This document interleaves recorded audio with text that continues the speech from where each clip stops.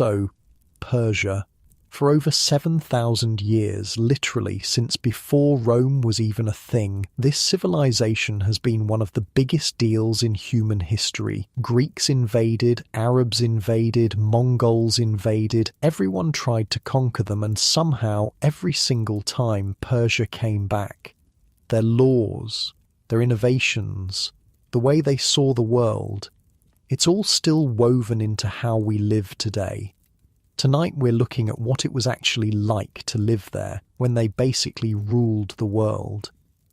Hey, if you listen to these to fall asleep, throw a like on this, or subscribe, whatever. I'm just trying to figure out who actually watches these things. Comment where you're from and what time it is there. I'm recording this at like 2 a.m, so some of you are probably eating lunch in Berlin or something. Alright, tonight it's ancient Persia, but before we go anywhere, get cozy. Like actually cozy. Pillows good? Blanket situation handled? Perfect. Trust me on this one.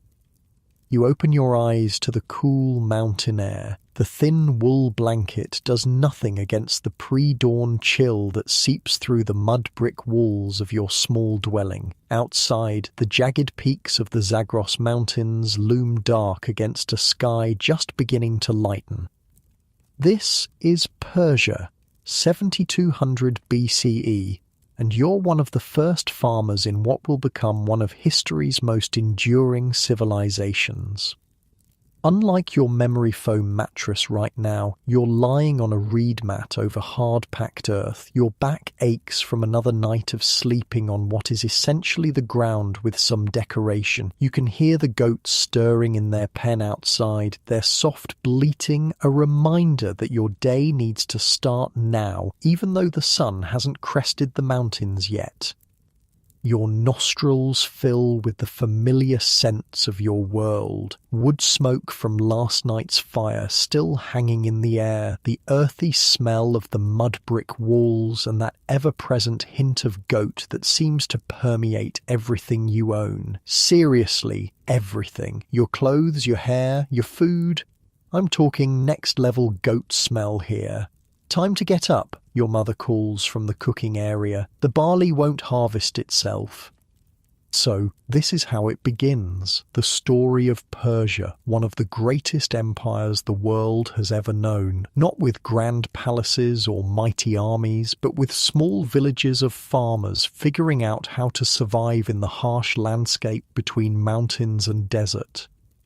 Picture those early settlements, clusters of simple mud brick homes with flat roofs huddled together for protection, surrounded by small plots where barley, lentils and legumes are being cultivated for the first time. The Zagros Mountains rise dramatically on one side, their slopes dotted with wild goats and sheep that these early people are just starting to domesticate. On the other side stretch the plains that will one day become part of Mesopotamia.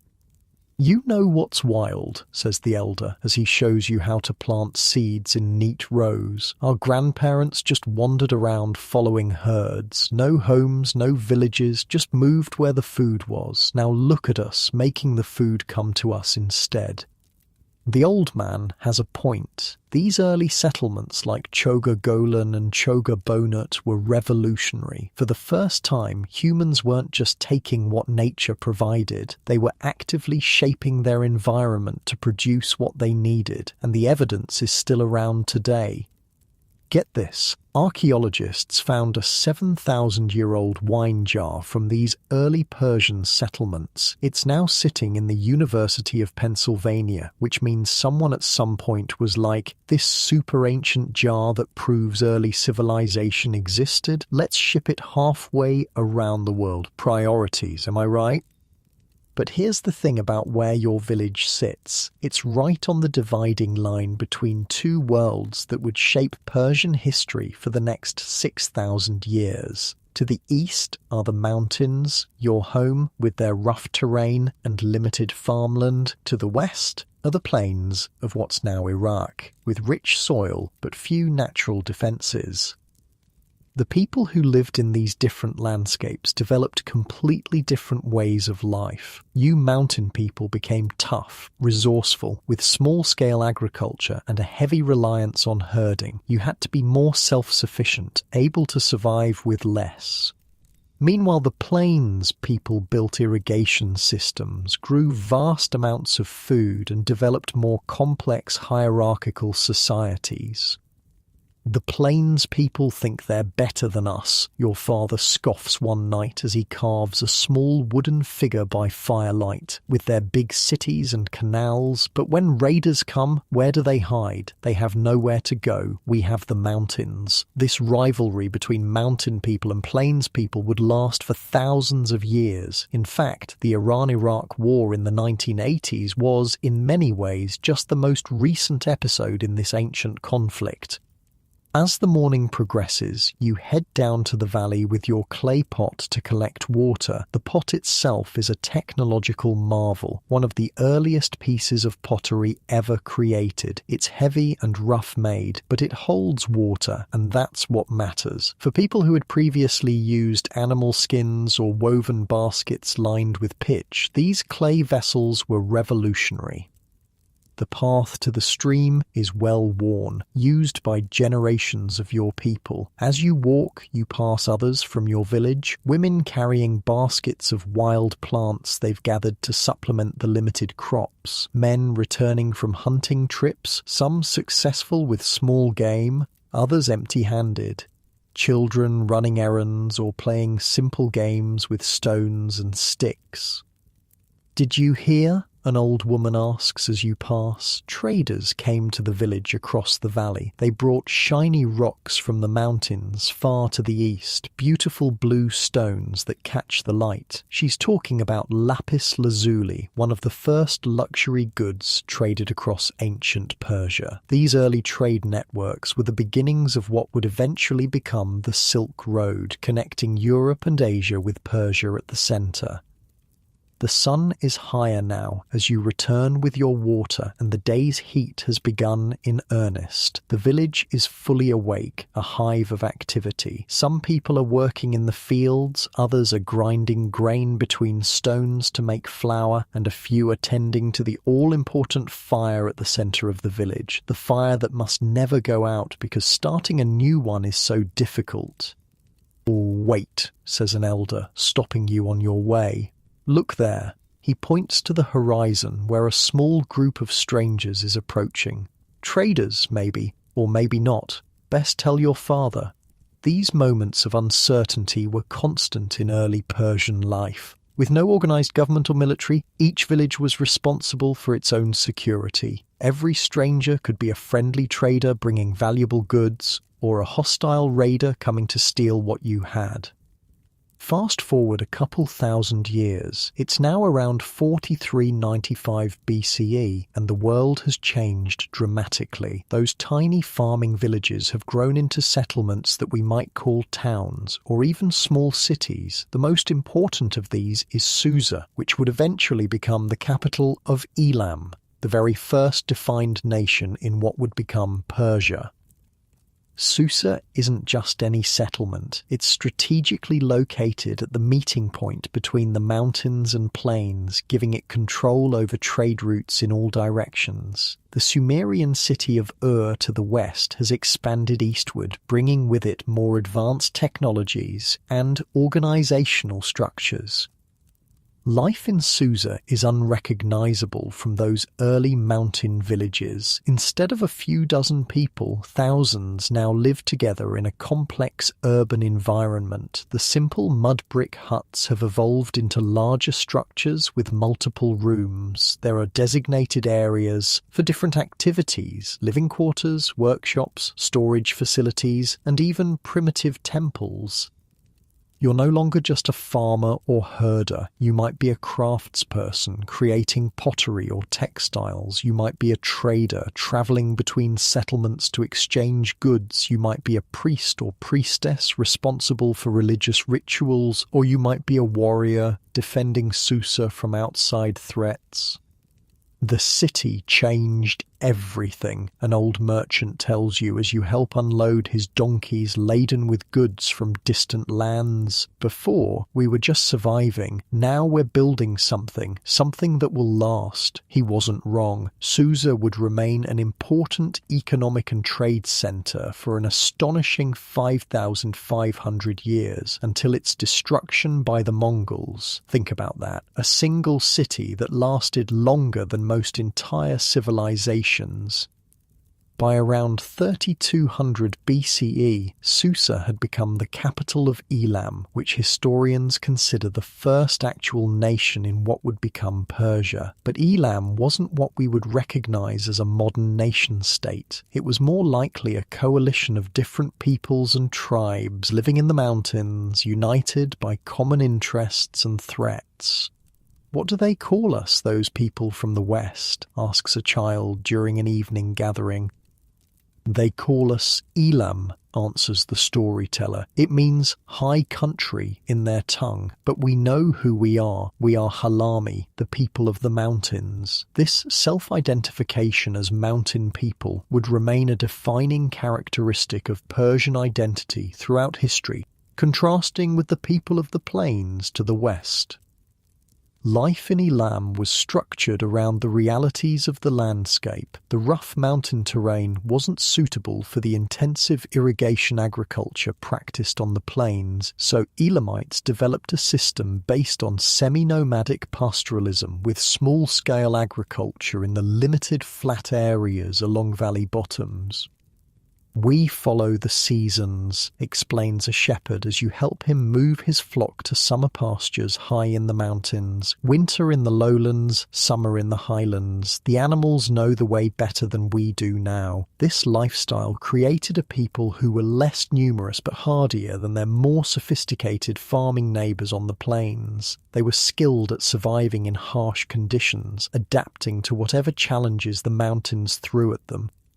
One of the most fascinating aspects of Elamite culture was their art, which focused heavily on animals, especially dogs and bulls. This was quite different from their neighbours, the Sumerians, Akkadians, or Egyptians, who favoured human or human-animal hybrid figures in their art.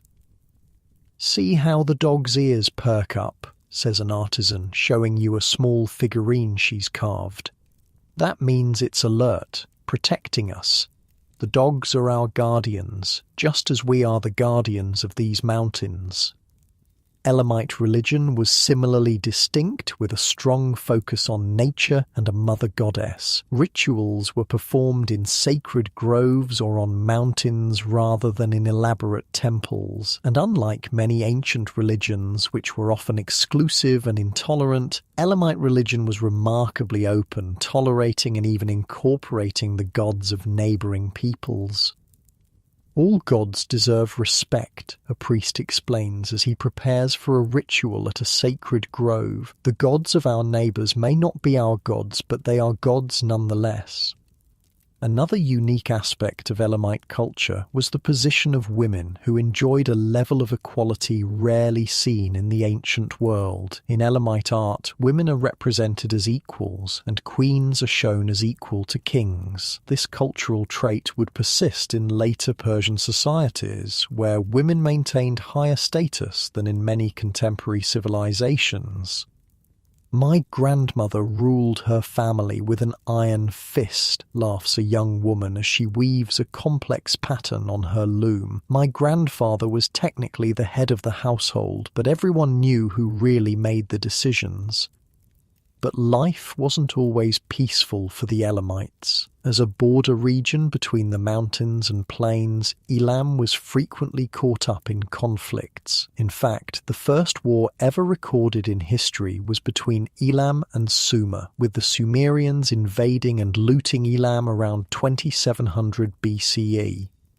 "They came from the west," an old warrior tells the younger men, pointing to the scars on his body. "Like a flood," they said, "too many to count. We fought, but..." He falls silent, the memory still painful even years later. Susa would fall under Sumerian control during the reign of the legendary Sargon of Akkad. But as the saying goes, nothing lasts forever. By 1100 BCE, Elam had risen again to become a major power in the region. Under King Shutruk-Nahunta, Elamite forces rolled over most of the cities around Babylon, briefly establishing Elam as the dominant force in the region, but internal conflicts prevented them from maintaining their grip on power, and the king of Babylon, Nebuchadnezzar, eventually conquered Elam in 1120 BCE. This cycle of conquest and reconquest illustrates a pattern that would repeat throughout Persian history, the difficulty of establishing lasting victory in a region marked by such diverse peoples and challenging geography. Despite these military struggles, Elam prospered through trade. Archaeological evidence shows they were trading with the entire known world, not just their immediate neighbours. In Susa, archaeologists have found artifacts from the Indus Valley civilization in modern-day Pakistan, as well as objects from eastern Iran and Afghanistan.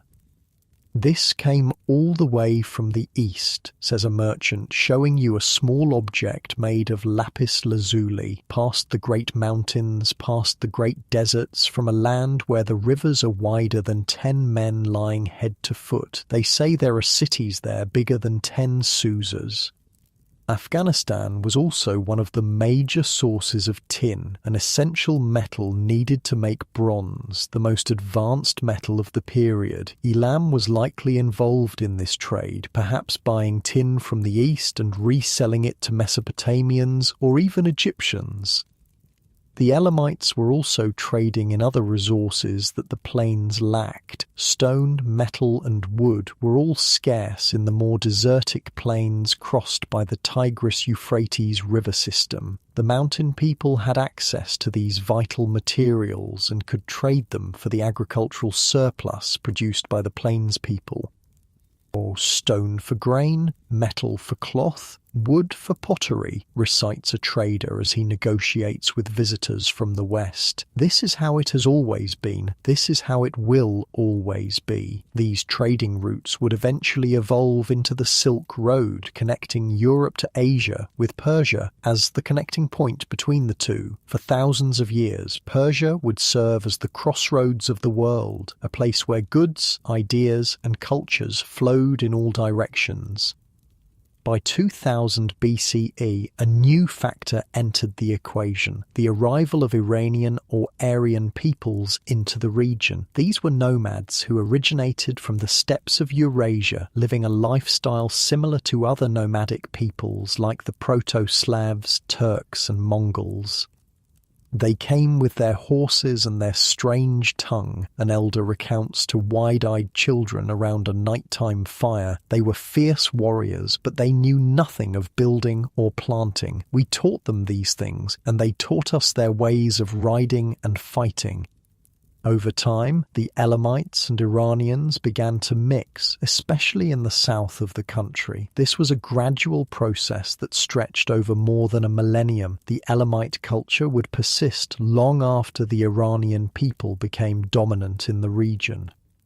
In fact, even after Iranian rulers took political control, the Elamite language continued to be used as the main administrative language. This suggests that while the Iranians ruled and colonized the area, the legal and administrative system was still operated by native Elamites who understood the complexities of governing settled populations.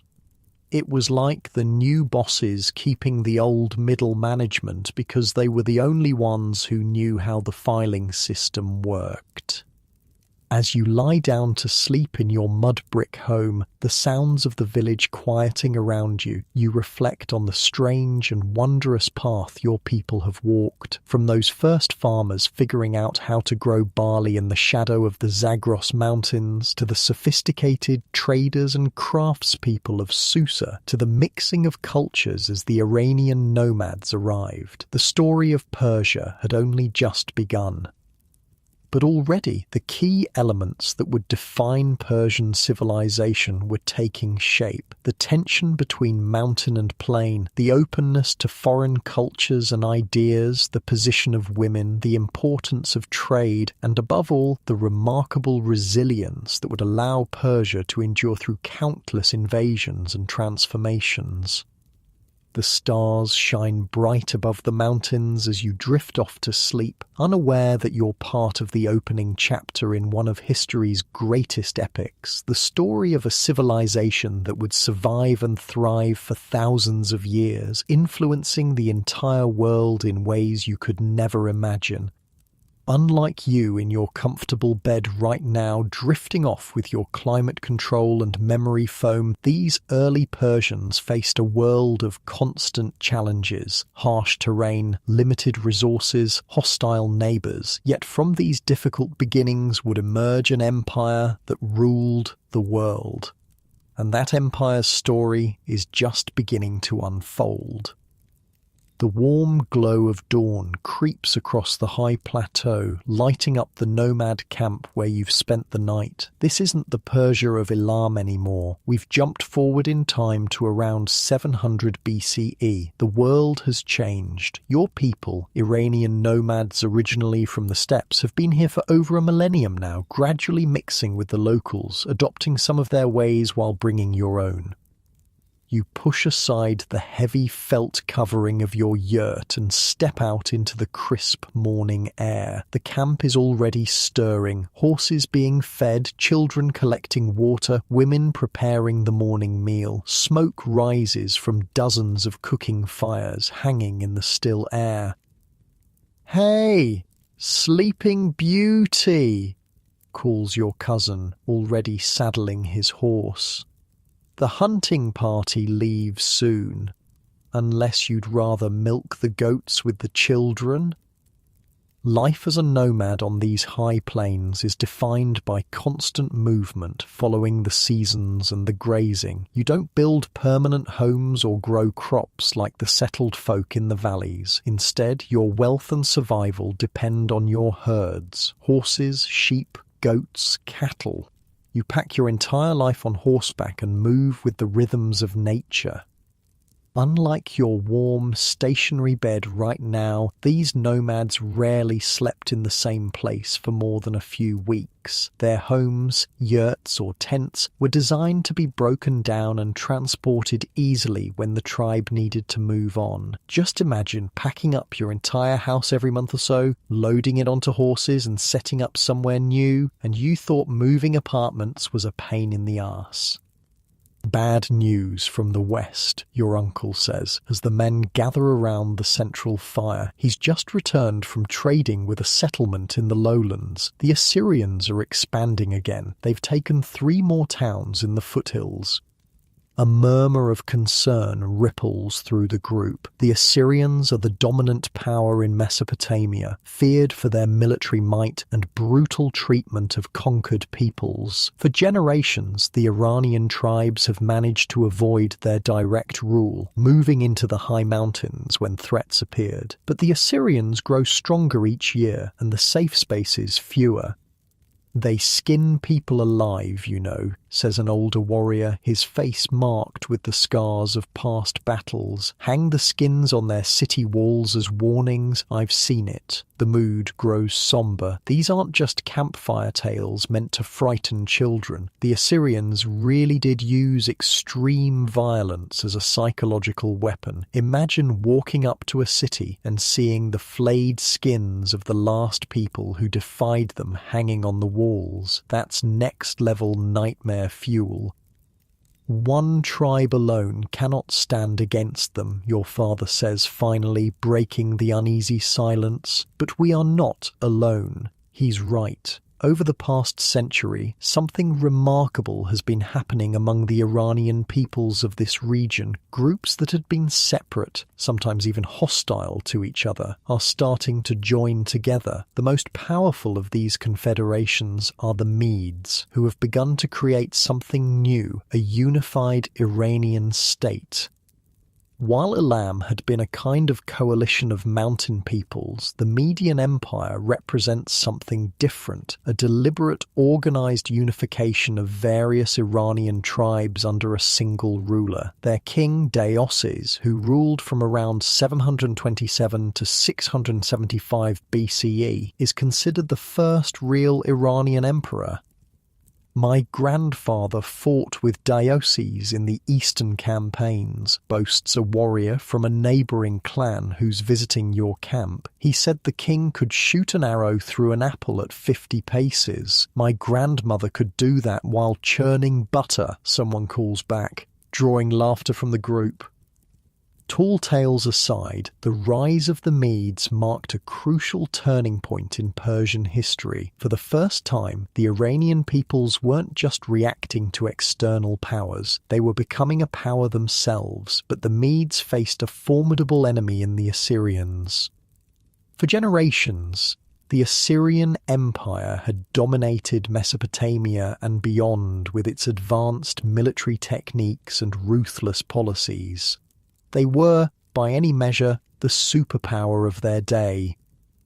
Yet the tide was turning. The Median unification was largely a reaction to Assyrian brutality and oppression. Nothing brings enemies together like a common threat, right? Under the leadership of Cyaxares, grandson of Deioces, the Medes formed an alliance with the Babylonians and launched a coordinated attack against the Assyrian Empire.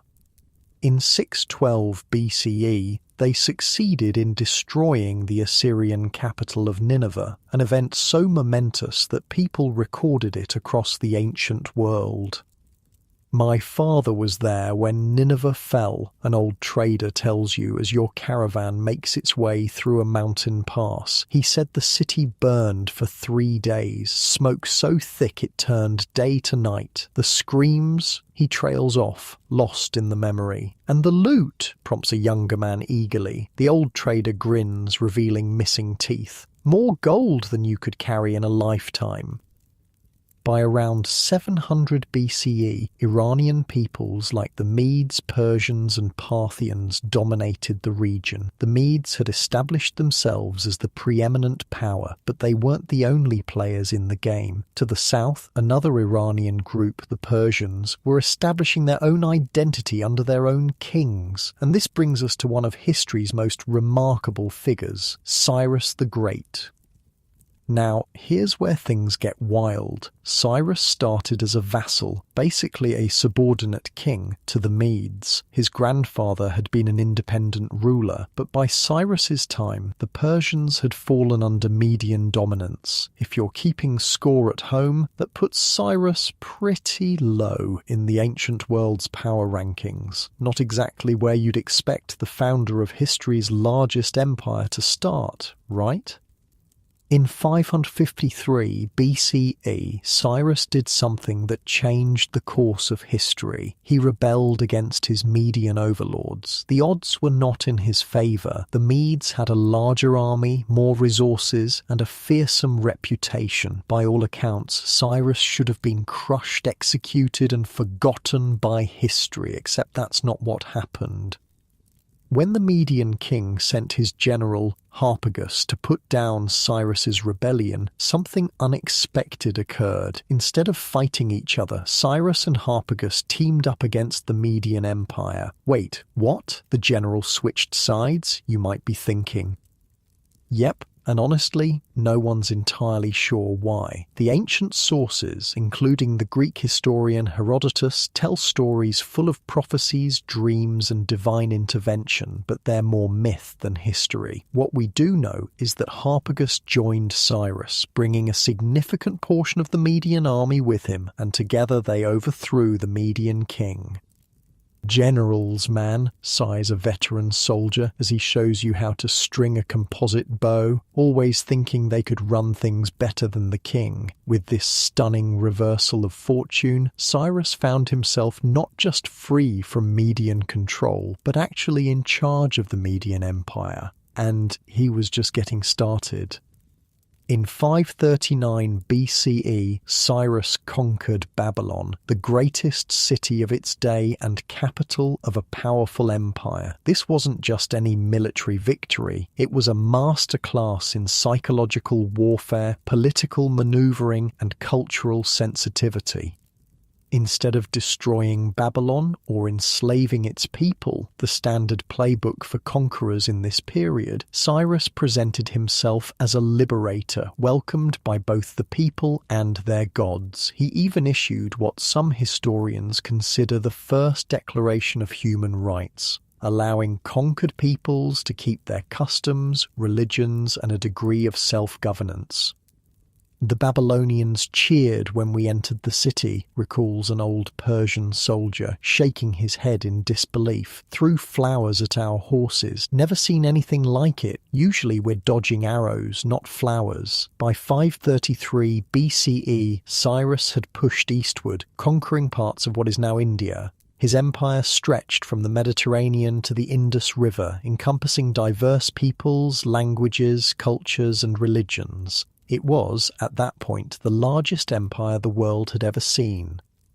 But the true genius of Cyrus wasn't just in conquest, it was in governance. He created a centralized administration with governors called satraps who managed their domains efficiently. These weren't just puppet rulers, they had real power and responsibility. But to make sure they didn't get too independent, Cyrus established a network of spies called the King's Eyes, who reported directly to him. Trust, but verify would have been a good bumper sticker for his chariots. The Persian Empire also had 4 capitals, a practical solution to ruling such a vast territory and a reflection of Cyrus's policy of respecting local autonomy. Still, the centre of administration was at Susa, the old Elamite capital we met in Section 1. Some institutions really do stand the test of time.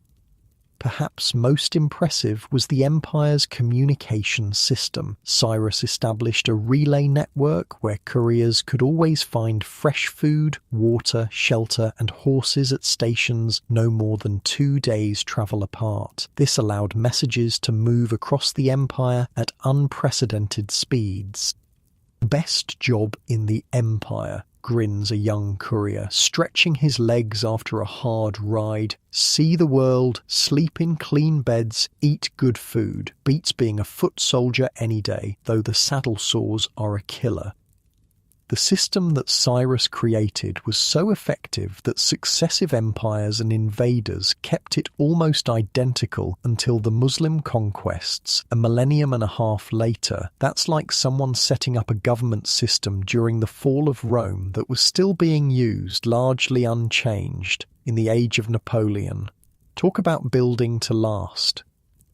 Cyrus's influence reached so far into the future that Thomas Jefferson read his biography as one of the sources of inspiration for the United States Declaration of Independence. Not bad for a guy who started as a vassal king of a secondary power, but beyond these administrative achievements, Cyrus was known for something even more unusual in ancient conquerors: mercy and tolerance. When he conquered Babylon in 539 BCE, he freed the Israelites who had been enslaved there, allowing them to return to Jerusalem. This act was so significant that the Hebrew Bible praises Cyrus as a Messiah, the only non-Jewish figure to receive this distinction. He walked into the temple of Marduk and made offerings according to their customs, marvels a Persian priest, speaking of Cyrus's time in Babylon. Then he visited the temple of the Jewish god and did the same, said all gods deserve respect, even those of conquered peoples. This respect for local cultures and religions became a hallmark of Persian rule. Cyrus was considered a father figure by Iranians and a liberator by Babylonians, quite the contrast to the typical ancient conqueror who was usually feared and hated by those they subjugated. Life for ordinary people under the Persian Empire was generally better than under previous regimes. The satraps were expected to govern efficiently and fairly, and there were mechanisms in place to address corruption or abuse of power. My grandfather served as a scribe in the satrap's court, a merchant tells you as your caravan makes camp for the night. Said it was the most orderly government he'd ever seen. Records for everything. Taxes collected, justice dispensed, grain stored. Nothing happened without being written down. This level of organisation allowed for greater prosperity and stability across the empire. Trade flourished, with goods moving freely along secure roads. The famous Royal Road, running from Sardis near the Mediterranean to Susa in the heart of the empire, became one of the world's first highways, complete with inns, checkpoints and bridges. Military service was both a duty and an opportunity for social advancement. The empire needed soldiers from all its territories, and those who served well could rise to positions of influence regardless of their origins. Among the military units, none were more famous than the Immortals, an elite force of 10,000 men that served as the emperor's personal guard and shock troops. They were called Immortals because their number was always maintained at exactly 10,000. When one died or retired, he was immediately replaced, giving the impression that none of them ever died. "The armour is heavier than it looks," complains a young recruit, adjusting his bronze scales, "and these sleeves are ridiculous in the heat."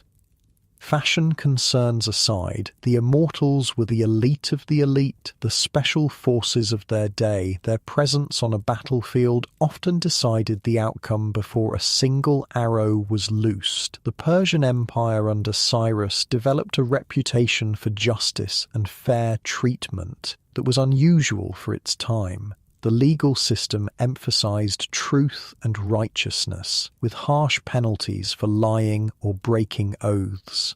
Judges were expected to be impartial, and there were checks against corruption. "The king's justice reaches everywhere," a village elder tells a group of children gathered around a fire, "even to the most remote corners of the empire. No one is above the law, not even the satraps." While this may have been somewhat idealized, no empire in history has been free from corruption and injustice. The Persian legal system was genuinely progressive for its time. There was an emphasis on evidence over superstition, proportional punishment, and consistent application of the law. Cyrus the Great died in 530 BCE, reportedly in battle against nomadic tribes in Central Asia. His body was returned to his heartland in Fars, the origin of the name Persia, where a tomb was built that still stands today as a UNESCO World Heritage Site.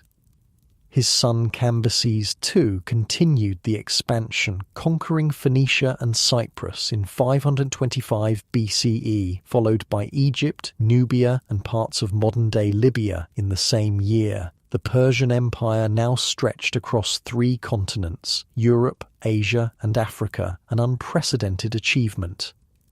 Everyday life for common people in the Persian Empire varied greatly depending on location, social status, and occupation. In the heartland regions like Fars and Media, many people continued traditional pastoral lifestyles, herding sheep and goats in the mountains and high plateaus. Others settled in the growing cities, becoming craftspeople, merchants, or servants. "City folk think they're so sophisticated," scoffs an old shepherd as he watches his flock on a hillside, "but they forget where their wool comes from, where their meat comes from. Without us, they'd be naked and hungry." Agriculture was the backbone of the economy, with barley, wheat, and various fruits being the main crops. The empire invested heavily in irrigation systems to expand farmland, particularly in the more arid regions. Women in Persian society generally enjoyed more rights and respect than in many contemporary civilizations. They could own property, run businesses, and travel with relative freedom. High-status women could even hold positions of influence, though formal political power remained largely in male hands. My wife manages our household accounts better than any royal treasurer, laughs a merchant as he shares a meal with travellers, and woe to anyone who tries to cheat her at the market. She can calculate faster than a Babylonian mathematician. Persian food reflected the diversity of the empire, incorporating ingredients and techniques from various regions. The basic diet consisted of bread, cheese, yogurt, fruits, and vegetables, with meat being more common among the wealthy. Wine was the preferred drink of the elite, while the common people drank beer similar to that of Mesopotamia. Persian cuisine is the best in the world, declares a royal cook with absolute certainty. We take the finest ingredients from every corner of the empire, spices from India, olives from Greece, dates from Egypt, and combine them in ways no one else has imagined. Housing ranged from nomadic tents to simple mud brick homes to elaborate palaces. Most ordinary people lived in basic dwellings with few amenities, while the elite enjoyed luxurious surroundings with gardens, courtyards, and decorative elements. A man's home should reflect his station, advises a wealthy merchant, showing off his new residence with evident pride. Mine says I am successful, respectable, but not ostentatious. Never flaunt your wealth too boldly. It attracts both thieves and tax collectors. Education was valued, particularly for boys from elite families who learned reading, writing, mathematics, and physical skills like riding and archery. The famous Persian emphasis on speaking the truth was instilled from childhood. 3 things a Persian boy must learn, recites a teacher to his young pupils: to ride a horse, to shoot a bow, and to speak the truth. The first 2 make him useful to the empire. The third makes him worthy of it. Religious practices were diverse across the empire, with Cyrus's policy of tolerance allowing different faiths to coexist. Among the Iranian peoples themselves, early forms of what would later become Zoroastrianism were practiced, with fire as a sacred element and an emphasis on the eternal struggle between truth and falsehood.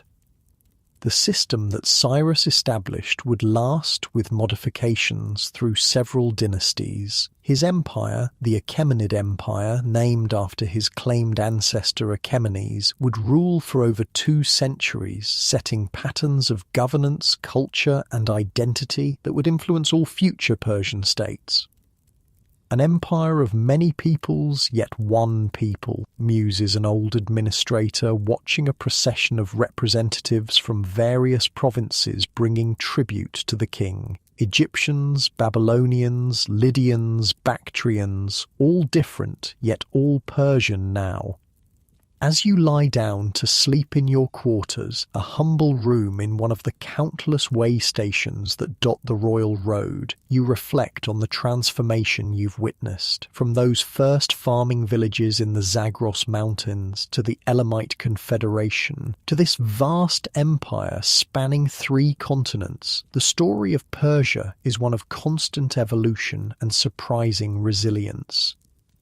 The stars shine bright through the small window, the same stars that looked down on Cyrus as he planned his conquests, on the messengers racing along these roads carrying the emperor's words, on the countless ordinary people whose lives were shaped by the unprecedented peace and prosperity the Persian Empire brought to much of the ancient world. And as you drift off to sleep, far more comfortable than your ancestors in their mountain huts, but not nearly as comfortable as you are now in your modern bed, you wonder what will come next for this remarkable civilization, because Cyrus's death isn't the end of the Persian story. In many ways, it's just the beginning. The first rays of morning sunlight hit your face as you stand on the grand stairway of Persepolis. This isn't the Persia of nomadic tribes or the early conquests of Cyrus anymore. We've moved forward to around 500 BCE, the height of the Achaemenid Empire under Darius Thurphus, and you're at the beating heart of the most powerful civilization on Earth. The imperial capital sprawls before you, a masterpiece of architecture and engineering unlike anything the world has seen. Massive stone columns soar overhead, topped with elaborate capitals in the shape of bulls and lions. Intricate reliefs cover every surface, showing peoples of all the empire's nations bringing tribute to the great king. "Step aside," barks a palace guard, clearing a path for a procession of nobles in colourful robes. The King of Kings receives petitioners today. This is Persia at its zenith, an empire spanning 3 continents, governing diverse peoples from dozens of cultures, a true superpower of the ancient world, and the man responsible for much of this grandeur, Darius I, known as Darius the Great.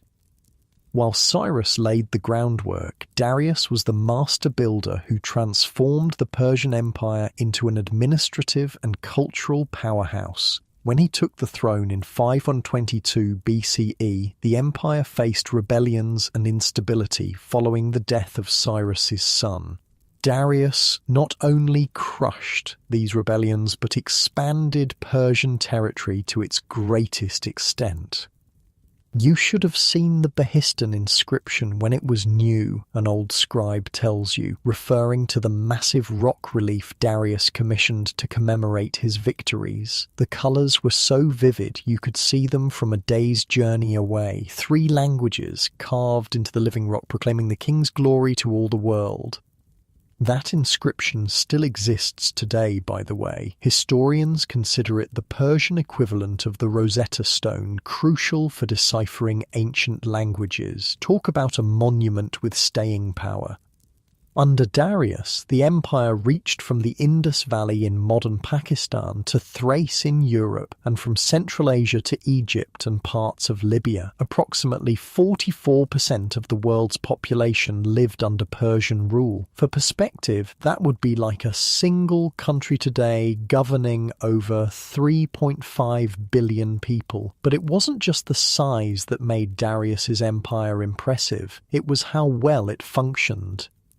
20 provinces, each with its satrap, each with its tribute, each with its laws, explains a treasury official as he shows you the records room filled with clay tablets in multiple languages, yet all connected by royal roads, royal messengers, royal coinage, many peoples, one empire. Darius standardized and refined the administrative systems that Cyrus had established. He divided the empire into provinces called satrapies, each governed by a satrap who had considerable autonomy but ultimately answered to the king. He standardized taxation, established the first imperial coinage, and expanded the royal road system to nearly 1,700 miles. Makes trade a hell of a lot easier, a merchant tells you at a roadside inn. Before, every little kingdom had different laws, different tolls, different weights and measures. Now, same coins work from Sardis to Susa, same weights, same measures, same royal guarantees of safe passage. I've tripled my business in 5 years. Beyond governance and military expansion, the Persians under Darius were master engineers and innovators. Perhaps their most impressive achievement was the Qanat system, underground aqueducts that brought water from the mountains to arid regions. Picture this. You're in a landscape that gets maybe 5 inches of rain a year. Survival, let alone civilization, seems impossible, but the Persians had an ingenious solution.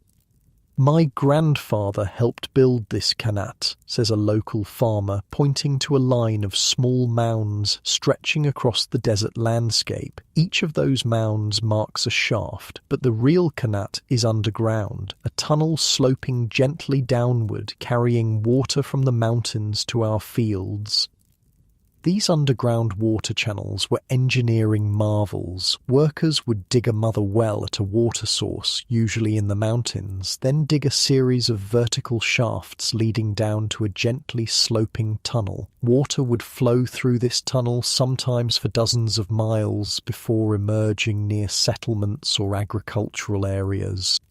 The slope has to be perfect, explains the local Qanat master who maintains the system. Too steep and the water flows too fast, eroding the tunnel. Too shallow and the water stagnates. And all of this calculated and dug by hand in the dark, centuries before modern instruments.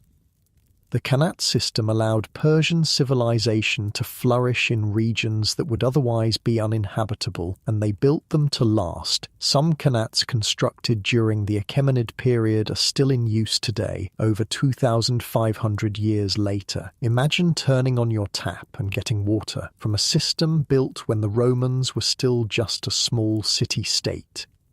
Another remarkable Persian invention was the yakchal, an ancient refrigeration system. These were large dome-shaped structures with deep underground storage spaces where ice could be kept year-round, even in the desert. "We collect ice in winter from the mountains," explains the keeper of a royal yakchal. "Store it here, packed in layers of straw. The thick walls keep the heat out, and the heat that does get in rises up and out through vents in the top. The royal table enjoys chilled fruits and sherbets, even in midsummer."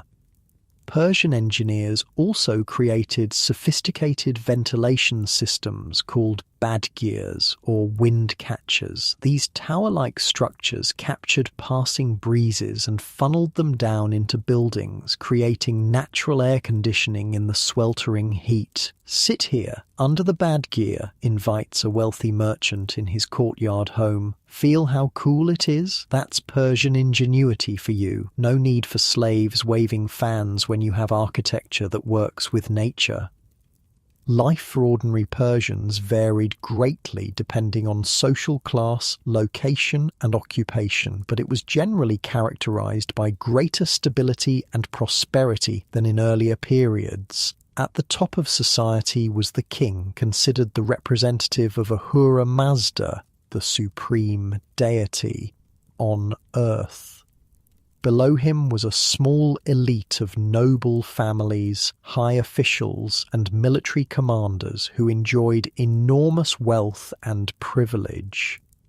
"Those gold bracelets he's wearing," whispers a guide as a nobleman passes by, "worth more than what a farmer earns in 10 years, and that's just the jewellery he wears to breakfast." The middle classes included merchants, craftspeople, scribes, and minor officials. Many of these people lived in growing urban centres and benefited from the empire's extensive trade networks. Their homes were typically built around courtyards with rooms opening onto this central space, providing privacy, light, and ventilation. "Business is good," a textile merchant in the Persepolis market tells you. "Wool from the highlands, cotton from Egypt, silk from the Far East. I have 3 apprentices now, and I'm thinking of opening another shop in Susa." At the bottom of society were peasants, labourers, and slaves. Peasants formed the majority of the population, working small plots of land and paying taxes to the empire, often in the form of crops or labour. Slavery existed, but was not as widespread or economically important as in contemporary Greece or later in Rome.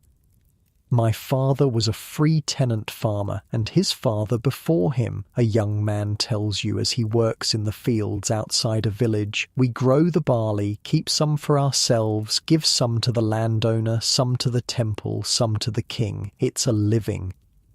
Religion played a crucial role in Persian life, with Zoroastrianism gradually emerging as the most influential faith. Founded by the prophet Zarathustra, known to the Greeks as Zoroaster, this religion was one of the world's first monotheistic faiths and profoundly influenced later religions like Judaism, Christianity, and Islam.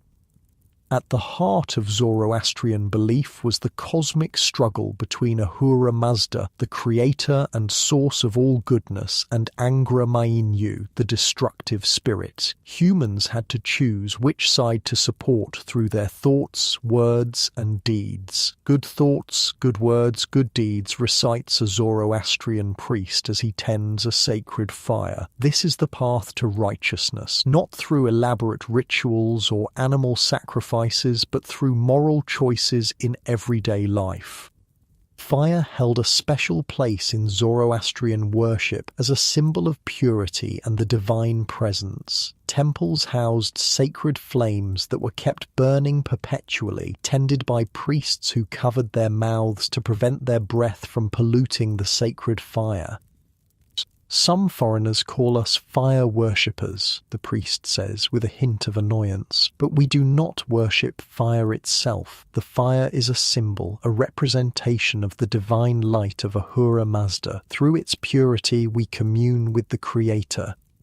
Zoroastrianism introduced concepts that would become central to many later religions: a single supreme god, angels and demons, heaven and hell, a final judgment, and the eventual triumph of good over evil. It emphasized free will and personal moral responsibility in a way that was revolutionary for its time. Each soul must choose, explains an elder to a group of children gathered for religious instruction. Every day, in every action, will you follow the path of Asher, truth and righteousness, or will you follow the lie? No one can choose for you, not even the King of Kings. Persian society was notably tolerant of religious diversity. While the royal family and nobility largely followed Zoroastrian practices, subjects were free to worship according to their own traditions. Jews, Babylonians, Egyptians, and others maintained their religious identities within the empire. In Babylon, they destroyed our temples, says a Jewish merchant who returned to Jerusalem after the Babylonian exile. Under Persian rule, they rebuilt them. That is the difference.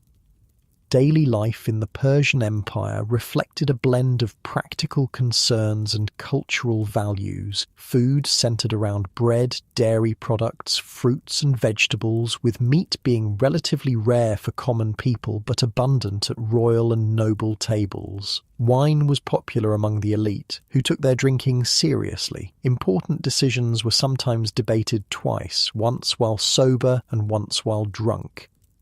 If it still seems like a good idea in both states, laughs a court official, then we know it's truly wise. Personal cleanliness was highly valued, with regular bathing being common practice. Persian nobles were known for their elaborate grooming routines, including the oiling and curling of hair and beards. A proper Persian gentleman, says a barber as he trims a customer's beard, should smell of rosewater and sandalwood, not sweat and horses like those Greeks.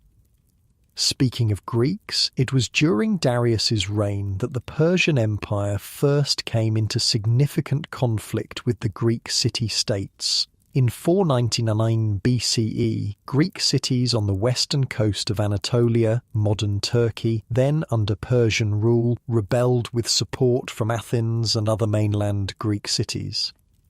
Darius crushed the rebellion but didn't forget Athens' involvement. In 492 BCE, he launched the first Persian invasion of Greece, intending to punish those who had supported the rebellion and expand Persian territory into Europe. Should be an easy campaign, a confident Persian officer tells his troops as they prepare to sail. These Greeks can't even agree among themselves, let alone stand against the might of Persia.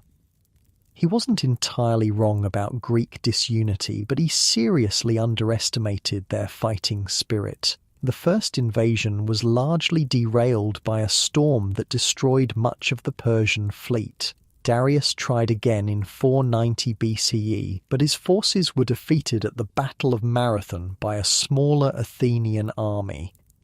They just kept coming, gasps a Persian survivor of Marathon, his eyes wide with the memory. Our arrows blackened the sky, but they didn't stop. They ran straight into our lines. I've never seen such madness or such courage. Angered by this unexpected defeat, Darius planned a third, larger invasion, but died in 486 BCE before he could launch it. His son and successor, Xerxes, would take up the cause. Despite this military setback, Darius's reign marked the high point of the Achaemenid Empire. Under his rule, Persepolis was transformed from a ceremonial centre to a magnificent capital that showcased the empire's wealth and power. Every stone was brought from the mountains, a supervisor explains as you watch workers polishing a massive column. Every beam of cedar from Lebanon, artists from Egypt, craftsmen from Babylon, labourers from a dozen nations, 30 years of work, and still we build. This will be the wonder of the world when it is complete. The art and architecture of this period combined elements from all the empire's subject peoples, creating a unique imperial style that reflected Persian concepts of kingship and cosmic order. The famous Apadana relief at Persepolis shows delegates from 23 different nations bringing tribute to the king, a visual representation of the empire's diversity and the king's universal rule. Each delegation is shown in their native dress, with their characteristic gifts, explains a court artist proudly. The Bactrians with their camels, the Lydians with their gold, the Indians with their spices, all acknowledging the King of Kings, yet all depicted with respect as they truly are. This artistic inclusiveness reflected the larger Persian approach to empire, incorporating and adapting rather than simply imposing. Persian kings presented themselves as protectors of local traditions, not destroyers of them. A wise ruler, advises an old courtier who has served 3 kings, knows that 20 different peoples cannot be governed in exactly the same way. What works in Egypt will fail in Bactria. What pleases the Babylonians will anger the Jews. The art is in finding the common threads that bind them all to Persia, while allowing them to remain themselves. Education for the Persian nobility emphasized physical training alongside intellectual development. Young men learned riding, archery, and javelin throwing, as well as truth-telling, which was considered both a religious and civic virtue. The famous quote attributed to Herodotus that Persian boys were taught to ride, to shoot, and to tell the truth captures this educational philosophy. A Persian noble who cannot ride or shoot is no Persian at all, declares a grizzled military instructor as he watches young men practice archery. And one who lies? He is worse than an enemy. He is a servant of the lie, an ally of Angra Mainyu himself. For girls and women, particularly from elite families, education included household management, weaving, music, and sometimes literacy. Persian women enjoyed more rights and freedoms than their counterparts in many contemporary societies, including the right to own property and businesses.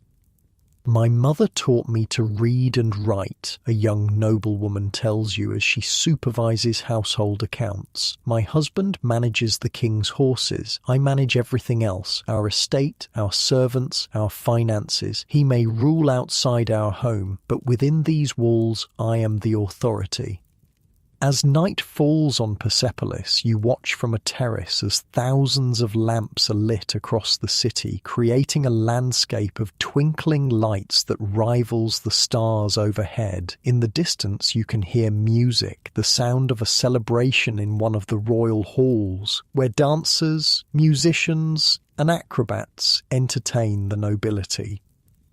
The Persian Empire under Darius represents a remarkable achievement, a vast multicultural state that managed to balance central authority with local autonomy, military might with administrative efficiency, traditional values with cultural innovation. It wasn't perfect and it wouldn't last forever, but it established patterns of governance and culture that would influence all future empires.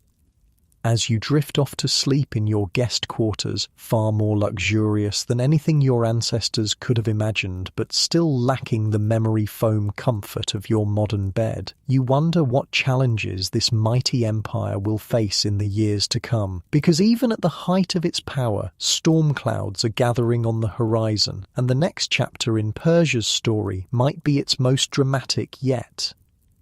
The scent of burning oil hangs heavy in the night air. Torches line the royal road, illuminating thousands of soldiers assembled in precise formation. We're in Susa around 480 BCE, and the atmosphere crackles with tension. Xerxes, son of Darius and new king of kings, is addressing his generals before launching the greatest military expedition the world has ever seen.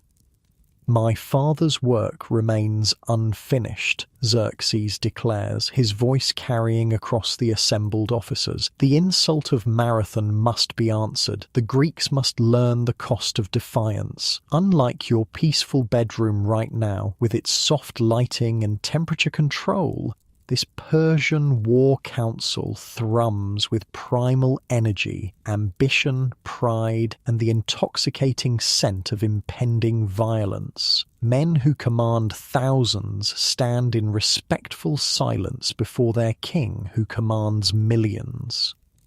Xerxes, who inherited the Persian throne after Darius's death, has spent years planning this second invasion of Greece. It's a massive undertaking. Historians estimate his force included over 200,000 warriors drawn from across the empire, supported by a fleet of 1,200 ships. "The logistics alone are a nightmare," confides a Persian quartermaster as you help inventory supplies. "Feeding this many men, every day we need 400,000 pounds of grain, 50,000 gallons of water. The animals need fodder, the ships need repair materials. One mistake in the supply chain and the entire army could starve." The scale of the operation was unprecedented. Xerxes even ordered the construction of a pontoon bridge across the Hellespont, the strait separating Asia from Europe, effectively lashing together hundreds of ships to create a floating roadway nearly a mile long. When a storm destroyed the first attempt, Xerxes supposedly had the sea whipped as punishment. Anger management wasn't his strong suit.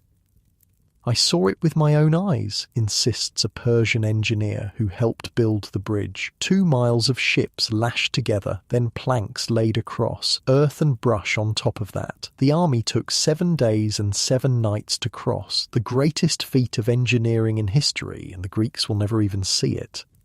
Despite initial successes, including the famous Battle of Thermopylae, yes, the 300 Spartans won, though in reality there were about 7,000 Greeks, and the burning of Athens, the Persian invasion didn't go as planned. At the naval battle of Salamis in 480 BCE, the Greek fleet outmaneuvered and defeated the larger Persian navy.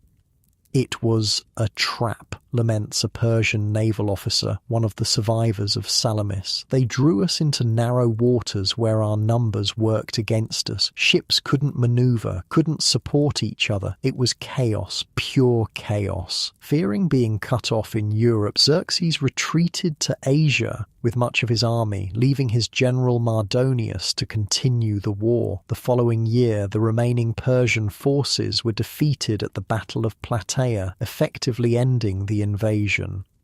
This defeat marked a significant turning point. Though still enormously powerful, the Persian Empire would never again attempt to conquer mainland Greece. The two civilizations settled into an uneasy relationship of trade, diplomacy, occasional warfare, and mutual cultural influence. For the next 150 years, the Achaemenid Empire remained the dominant power in Asia, but it gradually lost the dynamism and administrative efficiency it had shown under Cyrus and Darius. Court intrigues, assassinations, and rebellions became more common. Provincial governors grew more independent, sometimes acting like kings in their own territories.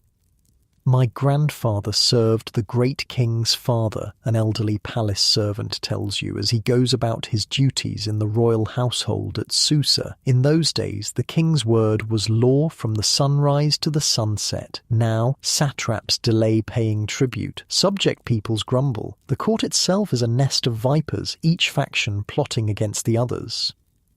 Life for ordinary Persians continued much as before, but the sense of imperial purpose and identity began to weaken. The empire was no longer expanding, no longer innovating as it once had. It maintained what previous generations had built rather than creating something new.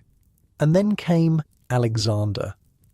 In 336 BCE, a 20-year-old king named Alexander inherited the throne of Macedonia, a kingdom north of Greece proper. Within 2 years, he had united the Greek city-states under his leadership, sometimes through diplomacy, sometimes through brute force. Then he turned his gaze eastward toward the Persian Empire.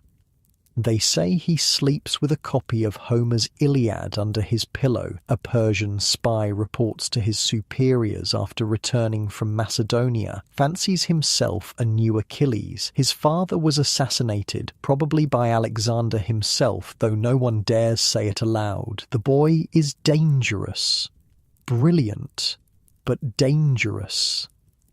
In 334 BCE, Alexander crossed into Persian territory with an army of about 50,000 men, relatively small by Persian standards but exceptionally well trained and led by experienced generals. The great king at this time was Darius III, who had come to the throne just 2 years earlier through palace intrigue rather than direct inheritance. Never heard of this Alexander until he crossed our borders, scoffs a Persian nobleman in Sardis. Another Greek troublemaker, the King of Kings has swatted aside dozens like him. This one will be no different. This confidence would prove catastrophically misplaced. Alexander moved quickly, defeating Persian forces in western Anatolia and freeing Greek cities from Persian rule. His decisive approach to warfare, personally leading charges at critical moments, contrasted sharply with Persian kings who typically commanded from the rear. The first major confrontation between Alexander and Darius III came at the Battle of Issus in 333 BCE. Despite commanding a significantly larger force, Darius made a critical tactical error, engaging the Greeks in a narrow coastal plain where his numerical advantage couldn't be fully utilized. "We should have drawn them inland," a Persian commander argues bitterly after the battle, "given ourselves room to maneuver, to use our cavalry properly. Instead, we fought where the Greeks wanted to fight." What happened next would become legendary. As the battle turned against the Persians, Darius, who was watching from his royal chariot, apparently panicked and fled the battlefield. Seeing their king flee, the Persian army collapsed in disarray. "For one moment we were holding the line," recounts a shell-shocked Persian infantry soldier. "Difficult fighting, but we were holding. Then word spreads, the king has fled, and suddenly everyone is running. Why fight if your king won't?" In his haste to escape, Darius left behind his family, his mother, wife, and daughters, who were captured by Alexander. Rather than treating them as prisoners, Alexander ensured they were given quarters and treatment befitting their royal status, a move that earned him a reputation for magnanimity. "He visits the royal women daily," reports a Persian servant who remained with the captive royal family, "treats the great king's mother with the respect due his own mother. Strange behaviour for a conqueror." After Issus, Alexander turned south instead of immediately pursuing Darius. He conquered Syria, Phoenicia, and Egypt, where he was welcomed as a liberator from Persian rule and founded the city of Alexandria. This strategic approach secured his flank and naval supply lines before he ventured deeper into Persian territory. By 331 BCE, Alexander was ready to face Darius again. The Persian king had assembled a new, even larger army and chosen the battlefield carefully, the plain of Gaugamela, where his chariots and cavalry would have room to maneuver. "This time will be different," Darius assures his generals the night before battle. "We've prepared the ground. We have space to use our numbers. Our scythed chariots will tear through their infantry infantry. Today we end the Alexander problem. Once again, his confidence was misplaced. At the Battle of Gaugamela, Alexander used innovative tactics to counter Persian advantages. The Persians scythed chariots, terrifying weapons with blades extending from their wheels to cut down infantry, proved largely ineffective against disciplined Macedonian troops who simply opened their ranks to let the chariots pass through harmlessly. As at Issus, when the battle began to turn against the Persians, Darius fled, again before any clear winner had emerged. With their king gone, the Persian forces disintegrated. Darius escaped with a small escort, but his empire was effectively lost. Twice, seethes a Persian officer who survived Gaugamela, twice he ran before the battle was truly decided. A king who does not stand with his men does not deserve to be king. After Gaugamela, the great Persian cities fell one by one. Babylon surrendered without a fight. Susa, with its vast treasury, was captured intact. Persepolis, the ceremonial heart of the empire, fell in January 330 BCE. What happened next remains controversial. After several months of occupation, Persepolis was burned. Ancient sources disagree on whether this was an accident or a deliberate act of revenge for Xerxes' burning of Athens 150 years earlier. Some blame drunken revelry, others a calculated political statement.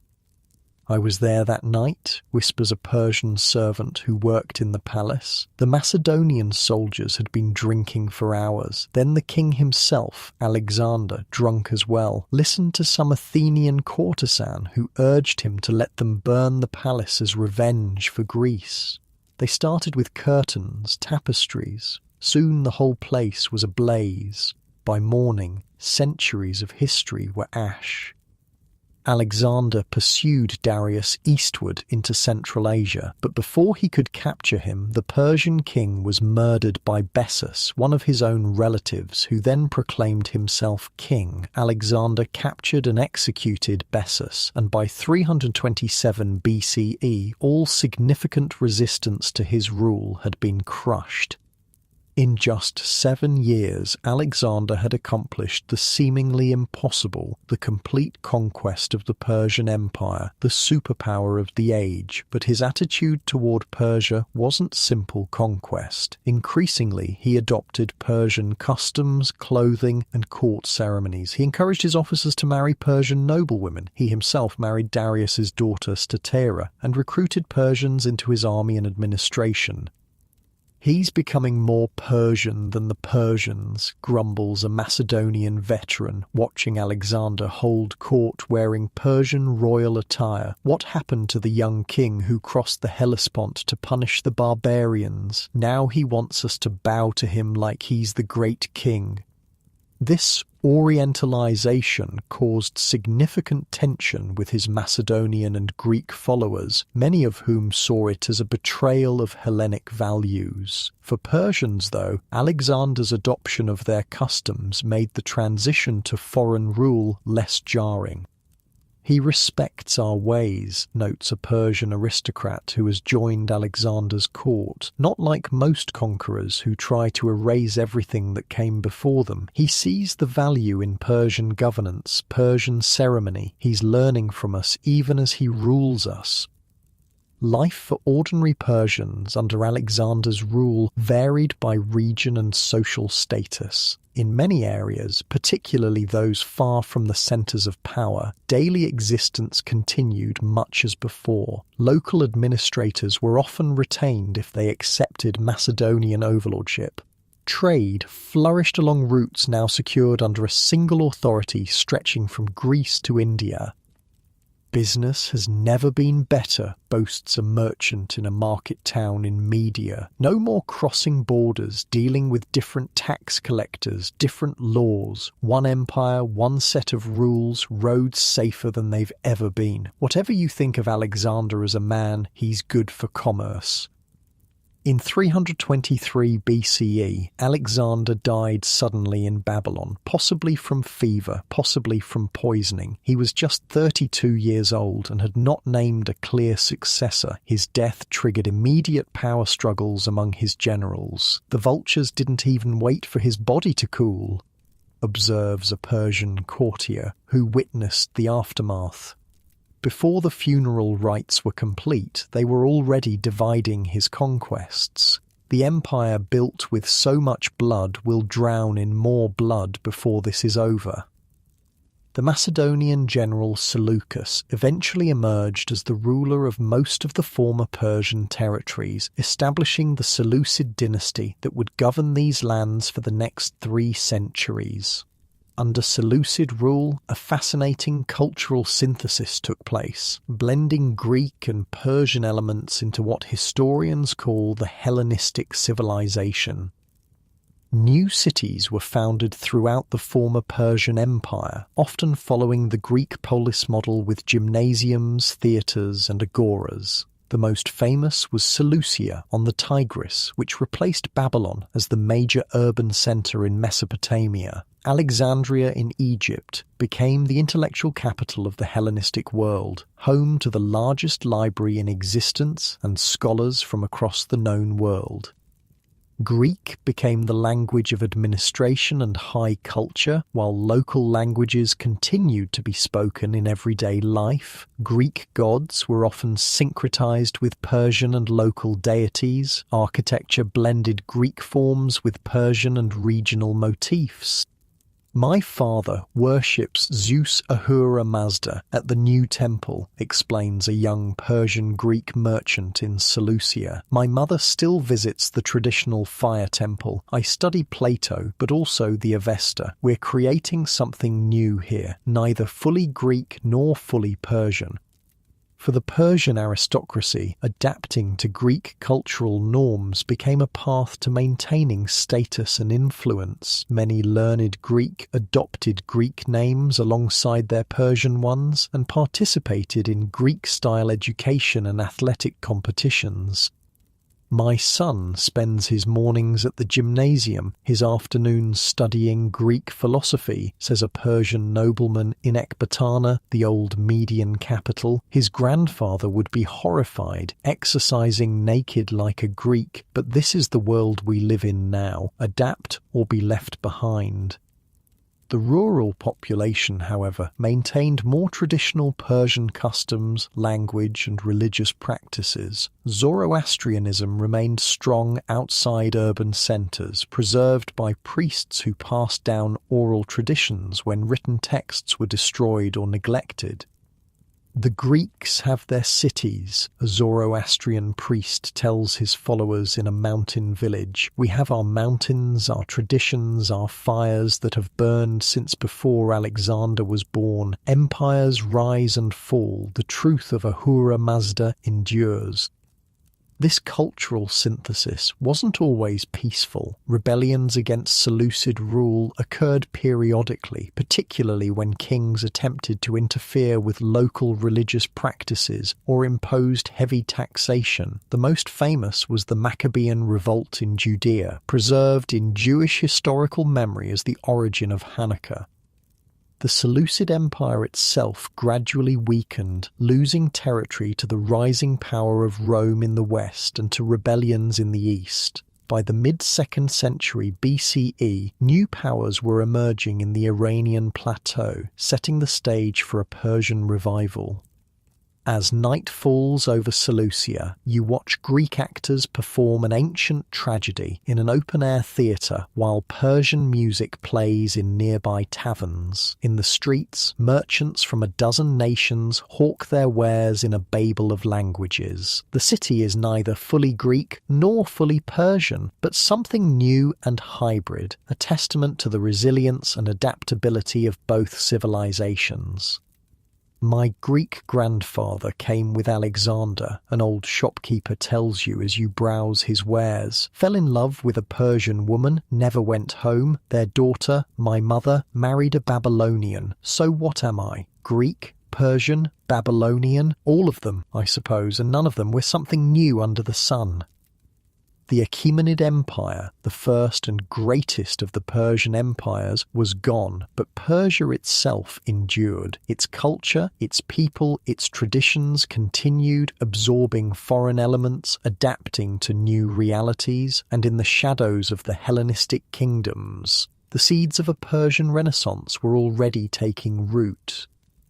The stars shine brightly over the city as you drift towards sleep, countless pinpricks of light in the vast darkness. Just as these stars will still be there when the night ends, Persian civilization would outlast its Greek conquerors. The First Empire had fallen, but Persia's story was far from over. Wind whips across the high grasslands, carrying the scent of horses, leather, and the smoke from distant campfires. We've moved forward in time again to around 250 BCE. The Greek-ruled Seleucid Empire still controls much of what was once Persian territory, but in the northeastern frontiers, something new is stirring.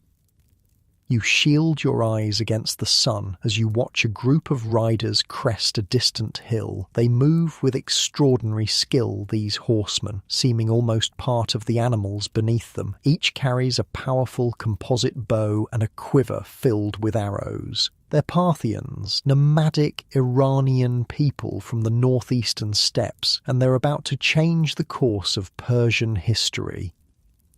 "City folk think we're barbarians," says the Parthian chieftain as you share a meal in his tent that evening, "because we live in tents instead of houses, follow our herds instead of farming. But we remember when Iranians ruled from the sunrise to the sunset. And we remember that the Greeks are foreigners here."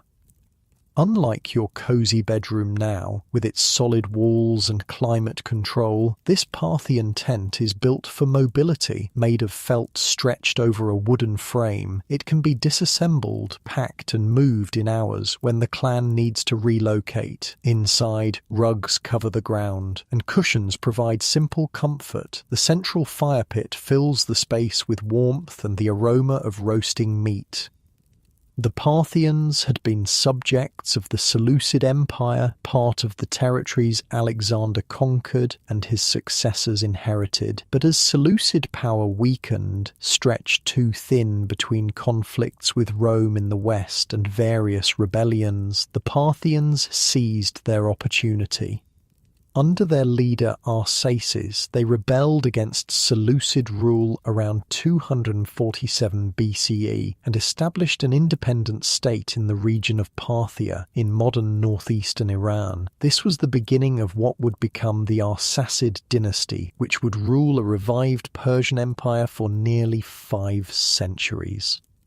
"My grandfather rode with Arsaces," a Parthian warrior tells you proudly as he shows you how to string a composite bow. "Just a small band at first. Everyone said we were fools to challenge the might of the Seleucids, but we had something they didn't. We knew this land. Every hill, every valley, every water source, and we could fight like no one else could fight." The Parthian style of warfare was indeed revolutionary. As nomadic horsemen, they had perfected mounted archery to an art form. Their most famous tactic, the Parthian shot, involved feigning retreat and then turning in the saddle to fire arrows at pursuing enemies. This maneuver was so effective it entered the Greek language, with the phrase Parthian shot evolving into the modern parting shot. The Greeks fight standing shoulder to shoulder, pushing with their spears, explains the warrior. Good for them, we fight differently. Hit and run, strike where they're weak, disappear before they can respond. They call it cowardly, we call it smart. Under the leadership of Mithridates, 171–138 BCE, the Parthians expanded dramatically, conquering Media, Persia proper, Babylonia, and eventually all of the Iranian plateau. By the mid-2nd century BCE, they controlled most of the territories that had once belonged to the Persian Achaemenid Empire, except for Egypt and Anatolia. When my father was young, we were just one tribe among many, an elderly Parthian woman tells you as she works a loom in her tent. Now our king rules from the great cities, Ecbatana, Ctesiphon, Susa. My son serves in the royal guard, wears gold bracelets, eats from silver plates. Who would have imagined it? The Parthian Empire differed from the earlier Achaemenid Empire in important ways. While the Achaemenids had been highly centralized with an efficient bureaucracy, the Parthian system was more feudal, with powerful noble families exercising considerable autonomy in their territories. The King of Kings rules, yes, a Parthian nobleman explains, but the great houses have their say. No king can rule without the support of the 7 families. We gather in the council, we debate, we decide. A king who ignores the council won't be king for long. This aristocratic system gave Parthia remarkable political stability. The nobility could depose an unfit king through a vote without the empire falling into civil war. Conversely, even powerful nobles could be disciplined by the king without causing rebellion, as long as proper procedures were followed and the punishment seemed justified to the broader nobility. Last year, the king removed Lord Surena from his lands and titles, whispers an attendant at a noble gathering. Surena's family has been powerful for generations, but he plotted with Roman agents. The evidence was clear, the procedure correct, not even his brothers protested. This political stability gave Parthia an advantage against its primary rival, Rome. While the Roman Republic and later Empire experienced regular and devastating civil wars, the Parthian succession system generally avoided such self-destructive conflicts. The first major confrontation between Rome and Parthia came in 53 BCE when Roman general Marcus Licinius Crassus, the third member of the first triumvirate with Caesar and Pompey, invaded Parthian territory, hoping to match the military glories of his political rivals. The Romans thought victory would be easy, a Parthian commander tells his troops before battle. They've conquered Greece, Macedonia, Syria. Why not Parthia next? But they don't understand what they're facing. We are not Greeks. We are not Syrians. We are the heirs of Cyrus and Darius. At the Battle of Carrhae, the Parthians inflicted one of Rome's most devastating defeats. Crassus's legions, designed for close-quarters infantry combat, were decimated by Parthian mounted archers who could strike from beyond Roman range and evade any counterattack. Crassus himself was killed, and the Roman defeat sent shockwaves through the Mediterranean world. They just kept riding around us, shooting and shooting, a traumatized Roman survivor tells you years later in an Antioch tavern. We couldn't reach them with our javelins, couldn't close to sword range, men falling everywhere, the sand turned red with Roman blood.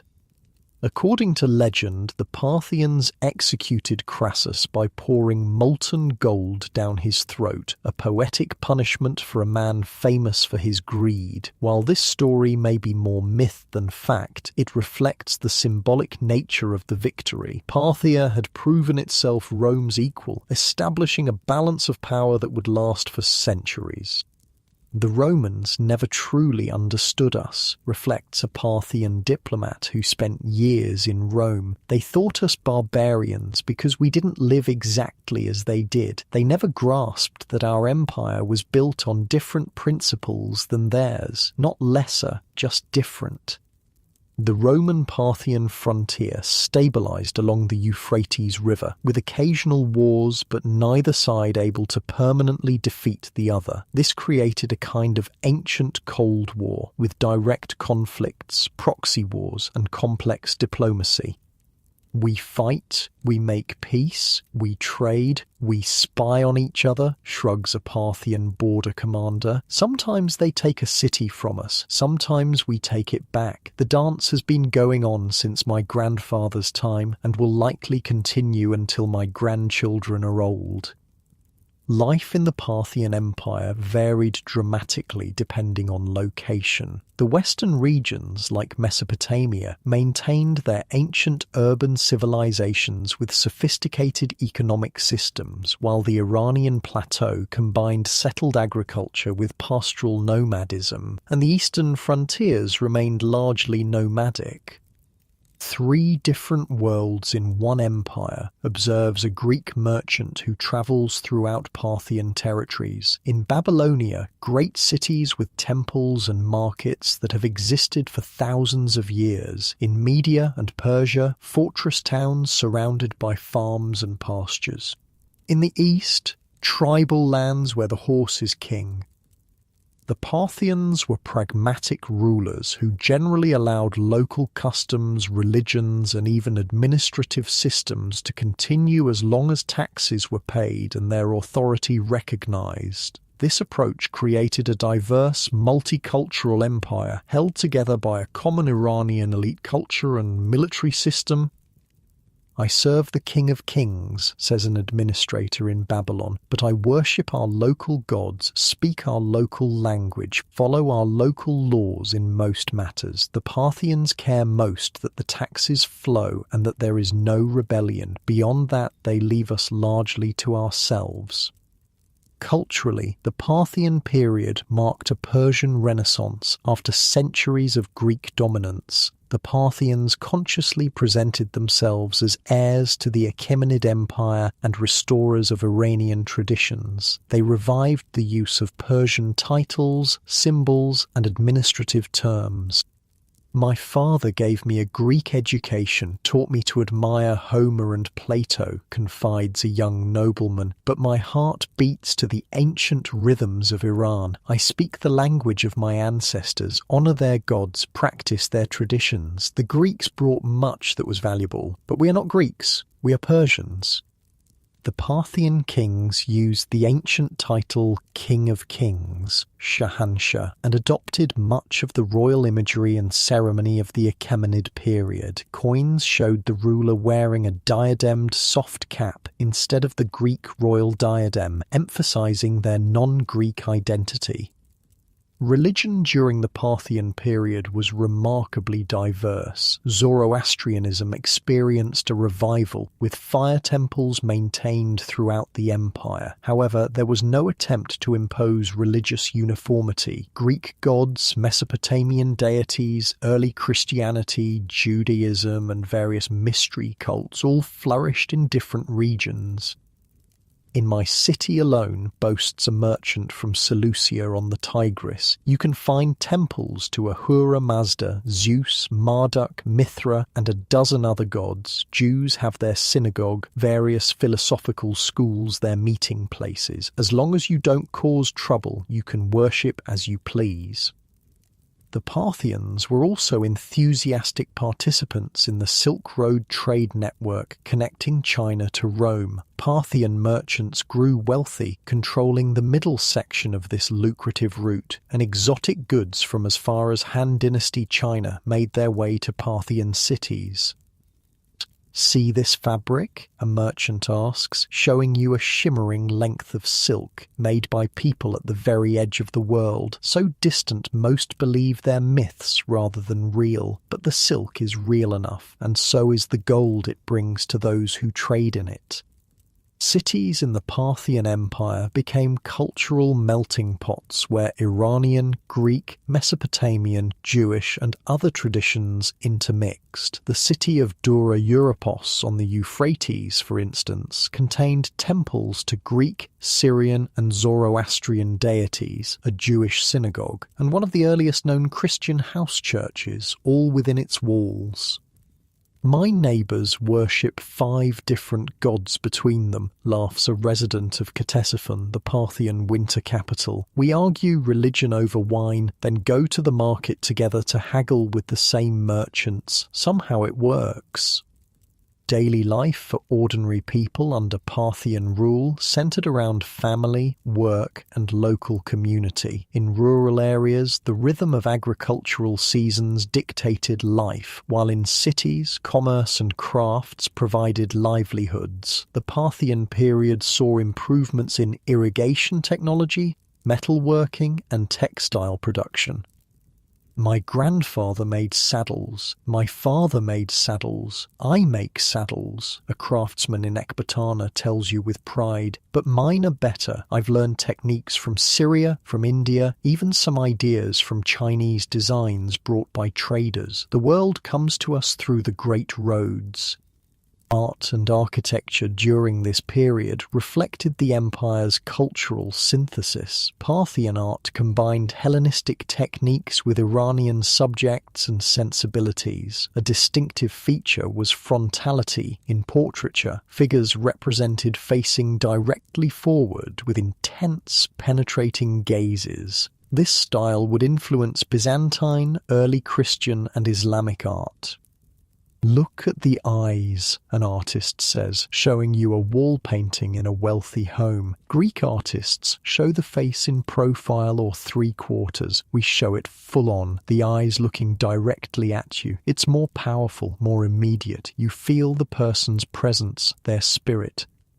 Parthian architecture similarly blended traditions. The famous Iwan, a vaulted hall open on one side, became a signature element of Parthian buildings. These grand spaces, often used for royal audiences, created dramatic visual impressions and would become central to later Persian and Islamic architecture.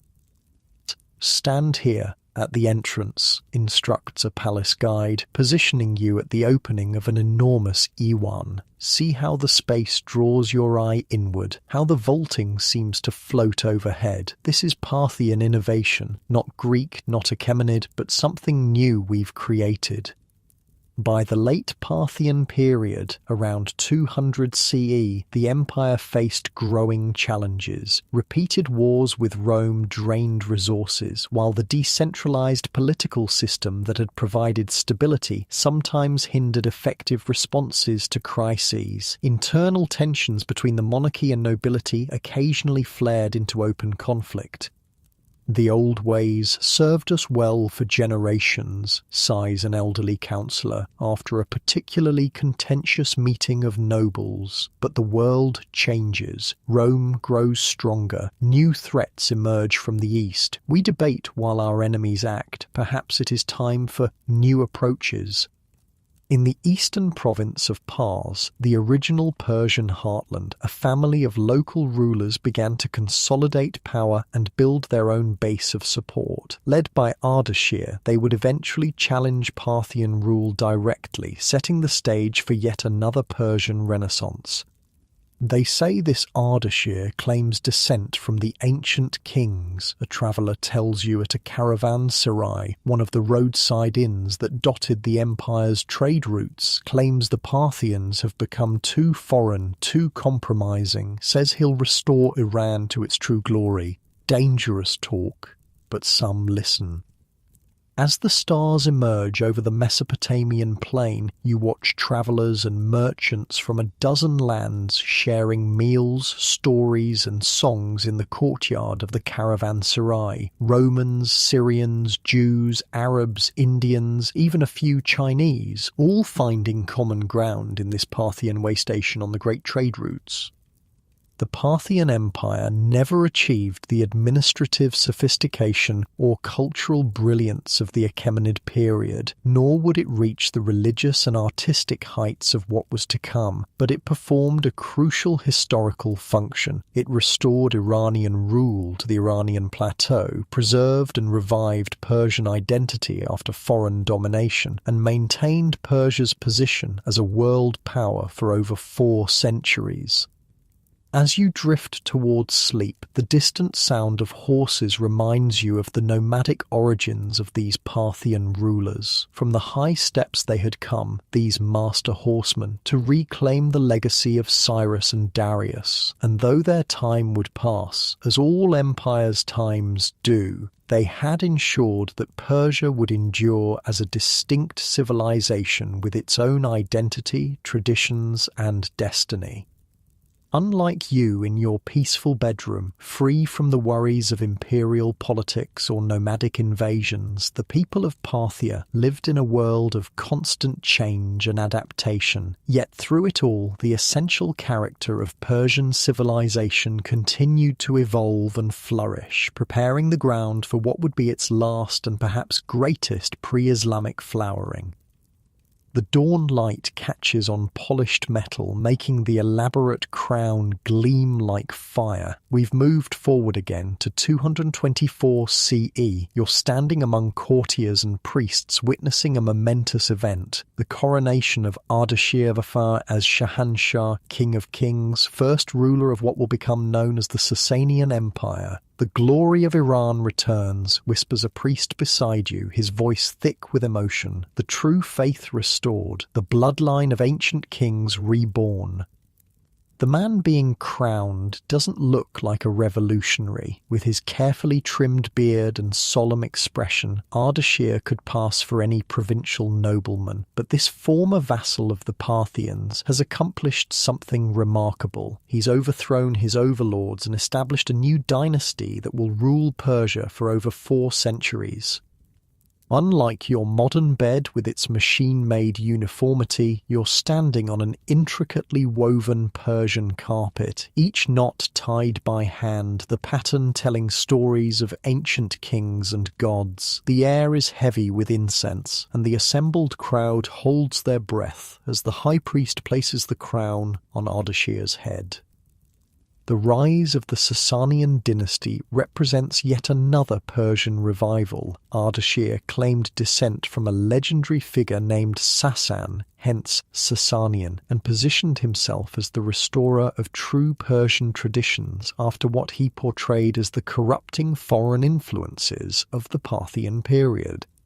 The Parthians became too Greek, too Roman, too foreign, explains a Sasanian official as you walk through the new capital city of Ctesiphon. They forgot the old ways, the true ways Ardashir remembers, the language of our ancestors, the faith of our ancestors, the glory of our ancestors. All will be restored.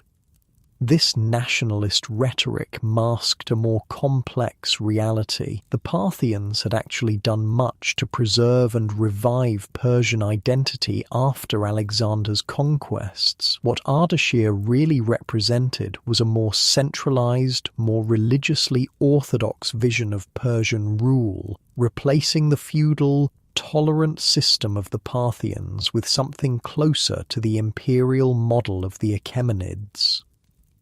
Under the Parthians, the great houses had too much power, the official continues, lowering his voice. The king was first among equals, not true sovereign. Ardashir changes this. Power flows from the Shahanshah, not to him. This centralization of power was accompanied by a new relationship between throne and altar. While Zoroastrianism had existed throughout the Parthian period, it was now elevated to a state religion with a formal priesthood hierarchy, standardized texts, and official support. The faith and the state are like two brothers, proclaims Kartir, the high priest who would become enormously influential under Ardashir's successors. Neither can stand strong without the other. The king protects the faith legitimizes the king. This partnership between religious and political authority would define the Sasanian period. Zoroastrian priests, known as magi or mobads, became a powerful social class with significant influence on government policy. Fire temples were built throughout the empire, and religious orthodoxy was promoted more actively than under previous Persian dynasties. "See how the flame never goes out," a priest explains as he tends the sacred fire in a temple, not for days or months but for years, decades, centuries. Some of our oldest fires have burned continuously since before the Greeks came. Fire is the purest element, the symbol of Ahura Mazda's light.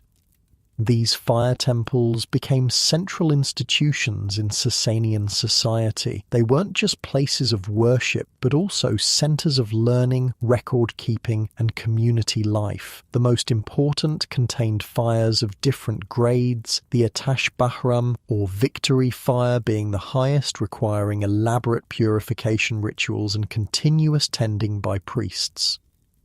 16 different types of fire gathered from lightning, from hearths, from funeral pyres, from blacksmiths. The priest continues, his face illuminated by the sacred flame, all purified through complex rituals combined into one perfect fire that represents all fires in the world.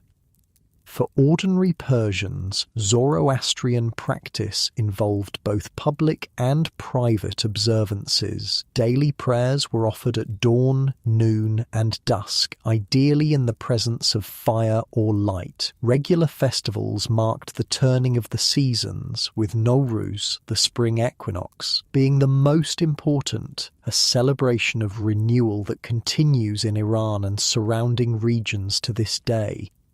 My grandfather taught me the prayers when I was just a child, a merchant tells you, as he performs his morning devotions before a small household fire. Good thoughts, good words, good deeds. This is the path of righteousness. The choices we make, moment by moment, determine whether we strengthen Ahura Mazda or his enemy, Ahriman. This moral dualism, the cosmic struggle between the forces of good and evil, light and darkness, was central to Zoroastrian theology. Unlike many ancient religions focused primarily on ritual observance, Zoroastrianism emphasized ethical choices and personal responsibility.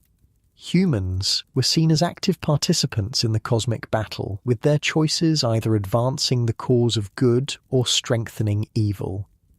The Romans and Greeks think us strange for our burial customs, explains a Zoroastrian elder as you walk past a dakma or Tower of Silence where the dead are exposed. They bury their dead in the earth or burn them in fire, polluting the sacred elements. We return our dead to the birds of the air, completing the cycle of nature without contamination. These distinctive practices set Zoroastrians apart from other faith traditions, though the Sasanians generally continued the Persian tradition of religious tolerance, at least initially. Jews, Christians, Buddhists, and followers of various local religions were allowed to practice their faiths, though they typically paid additional taxes and faced occasional restrictions. We have our quarter of the city, our synagogues, our courts for internal matters, a Jewish merchant in Ctesiphon tells you. We pay the special tax, we don't proselytize, we don't cause trouble. In return, we're left alone to follow our ways. It's not equality, but it's better than we've found in many lands. Under Ardashir's son Shapur, Warm 240–270 CE, the Sasanian Empire reached new heights of power and sophistication. A brilliant military commander and administrator, Shapur expanded Persian territory, defeating Roman armies and even capturing the Roman Emperor Valerian, the only time in history a Roman emperor was taken prisoner by an enemy. I was there when they brought in the Roman emperor, an elderly veteran tells wide-eyed children at a village gathering. Valerian in chains, his purple robes dirty and torn. Our king, Shapur, used him as a footstool when mounting his horse. Imagine, the ruler of Rome, reduced to a piece of furniture for the king of kings. While possibly exaggerated, this story reflects the Sasanians' success in positioning themselves as Rome's equal, a superpower counterbalance in the ancient world. Shapur celebrated his victories by commissioning massive rock reliefs carved into cliff faces, showing himself triumphant over Roman emperors. These monuments, some of which still exist today, were public propaganda on a grand scale. Every traveller on the royal road sees these images, explains a Sasanian official proudly. They learn the power of the Shahanshah, the divine favour that blesses our dynasty. Rome may rule the West, but in the East, Persia reigns supreme. Under Shapur Vom, the Sasanian Empire also became a center of learning and cultural exchange. He founded or expanded several cities, including the remarkable circular city of Gur, modern Firuzabad, designed according to cosmic principles with perfect quadrants radiating from a central fire temple. The city mirrors the universe, explains an architect who helped plan Gur, 4 quarters like the 4 elements, centered on the sacred fire. From the air, it would look like a sundial or an astrolabe, a perfect circle divided by the cardinal directions. Shapur also established the Academy of Gondishapur, which became one of the most important centers of learning in the ancient world. Scholars from Persia, India, China, and the Byzantine Empire gathered there to study medicine, astronomy, mathematics, philosophy, theology, and literature. We have texts here in 7 languages, boasts the Academy's head librarian, medical treatises from India and Greece, astronomical calculations from Babylon, philosophical works from Athens. Knowledge has no homeland, it belongs to all who seek it. This intellectual openness was characteristic of the early Sasanian period, when Persian culture reached new heights of sophistication and innovation. The empire's position at the crossroads of major trade routes facilitated the exchange of ideas as well as goods. The Sasanian era saw significant advances in engineering and technology. Persian engineers perfected ancient irrigation systems like the Qanat, built massive bridges and dams that still stand today, and developed new techniques in metalworking and textile production. The famous Persian carpet industry reached new heights of artistry during this period.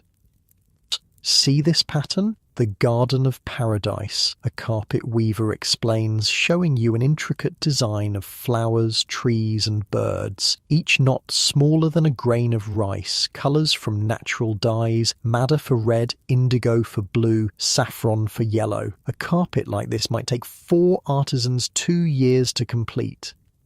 Sasanian textiles, particularly silk brocades with elaborate patterns featuring royal symbols like peacocks, griffins and the simurgh, a mythical bird, became prized luxury goods throughout the ancient world. Fragments have been found as far away as France and China, testament to their value and appeal.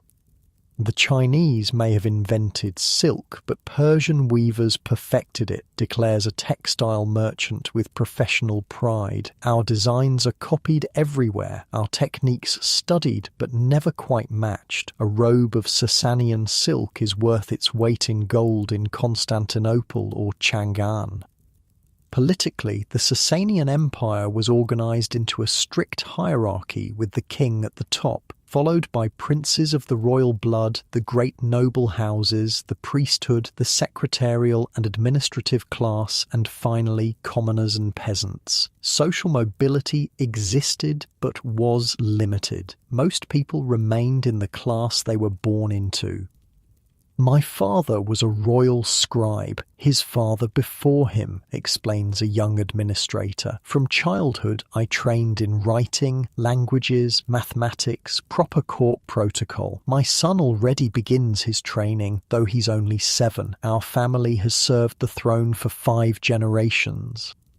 The empire was divided into provinces ruled by governors appointed by the king, a more centralized system than the semi-independent satrapies of the Achaemenids or the feudal territories of the Parthians. A complex bureaucracy collected taxes, maintained records, and ensured the king's will was implemented throughout the realm. Every grain of wheat is counted, every sheep taxed, every able-bodied man registered for military service, complains a farmer at a rural market. The king's eyes see everything, his scribes record everything, nothing escapes notice. The military was organized around a core of heavily armored cavalry known as the Savaran or Aswaran. These elite warriors, drawn from the nobility, wore scale or chain armor and carried lances, swords, and bows. In battle, their thunderous charges could shatter enemy formations, a tactic that influenced the later development of medieval knights in Europe. A true Savaran begins training before he can walk, boasts a cavalry officer, showing you the elaborate armor that protects both him and his horse. By the age of 7, he can shoot from horseback. By 14, he can hit a target while riding at full gallop. By 20, he is a living weapon, man and horse moving as one. The Savaran represented a significant evolution in warfare. While the Parthians had relied on light cavalry using hit-and-run tactics, these Sasanian heavy cavalry could deliver devastating frontal charges, combining the mobility of horsemen with the shock power of heavily armored warriors. The Romans learned to fear our cataphracts, the officer continues, using the Greek term for these armoured horsemen. At Edessa, at Barbalissos, at countless other battles, they broke against our charges like waves against rock. Relations with Rome, and later the Byzantine Empire after Rome's division, defined much of Sasanian foreign policy. The two superpowers fought numerous wars over contested territories like Armenia and Mesopotamia. These conflicts were occasionally punctuated by periods of peace and diplomatic exchange, but the fundamental rivalry remained. My father fought the Romans. I've fought the Romans. My son will fight the Romans, sighs a veteran commander. Sometimes we win, sometimes they win. The borders move back and forth like the tide. Only the war seems eternal. During the 5th and 6th centuries, internal religious conflicts began to challenge the stability of the Sasanian state. Kartir, the influential high priest under several kings, had initiated persecutions against non-Zoroastrian faiths, a break from traditional Persian tolerance. Meanwhile, new religious movements arose that threatened orthodox Zoroastrianism. For Mani claimed to have synthesized the truths of all religions. Zoroastrianism, Christianity, Buddhism, explains a former follower of Manichaeism, a dualistic faith founded by the prophet Mani in the 3rd century. His teachings spread like wildfire across Persia, even to China and Rome. The priests saw the threat and had him executed, but his ideas lived on. Another challenge came from Mazdakism, a proto-socialist religious movement that advocated community property and the redistribution of wealth. Under King Kavad Fen 488-531 CE, Mazdakites briefly enjoyed royal support, causing alarm among the nobility and Orthodox priesthood, who eventually suppressed the movement violently. Mazdak preached that poverty was against the will of Ahura Mazda, recalls an elderly peasant who had witnessed the movement's rise and fall. He said no man should hunger while another feasts, no family should freeze while another has unused clothing. Beautiful ideas, dangerous ideas. The greatest Sasanian king, and perhaps the greatest post-Achaemenid Persian ruler, was Khosrow I, known as Anushirvan, or of the immortal soul, 531-579 CE. A brilliant administrator and patron of culture, he reformed the tax system, reorganized the military, and sponsored translations of scientific and philosophical works from Greek and Indian sources.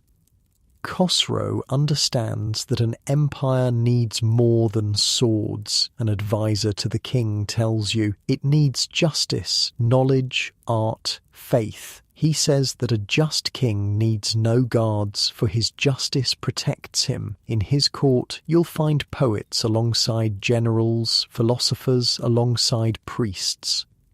Under Khosrow, the academy at Gondishapur reached its zenith, becoming a true international centre of learning. When the Byzantine Emperor Justinian closed the philosophical schools of Athens in 529 CE, many Greek scholars found refuge in Persia, bringing valuable manuscripts and knowledge. I studied in Athens, Damascus and Alexandria, a philosopher tells you at Gondishapur, but nowhere have I found such openness to ideas from all traditions. Here, Zoroastrian priests debate with Greek philosophers, Indian doctors share techniques with Persian healers. Knowledge flows like water in a garden. In the late 6th and early 7th centuries, the Sasanian Empire reached its greatest territorial extent under Khosrow II, 590–628 CE, conquering much of the Byzantine Empire, including Egypt, the Levant, and Anatolia. For a brief moment, it seemed as if the glories of the Achaemenid Empire might be restored, with Persian rule once again extending to the Mediterranean. "I've seen the sea," boasts a Persian soldier who served in these campaigns. "Stood on the shores of Egypt, dipped my fingers in waters that touch the edge of the world. Our ancestors did this under Darius and Xerxes. Now we've done it again under Khosrow. The wheel of history turns full circle."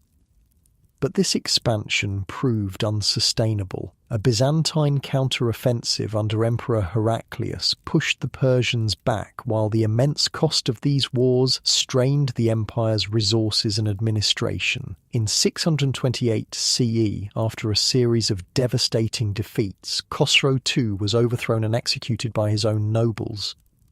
"Too much ambition, too quickly," laments a court official after the king's fall. "The empire stretched beyond its means, the treasury emptied, the army exhausted, the people burdened with taxes. And for what? Territories we couldn't hope to hold forever." What followed was a period of unprecedented chaos. In just 4 years, 628–632 CE, the Sasanian throne changed hands 10 times as rival claimants fought for power. This internal strife left the empire vulnerable just as a new power was emerging to the west, the Islamic Caliphate.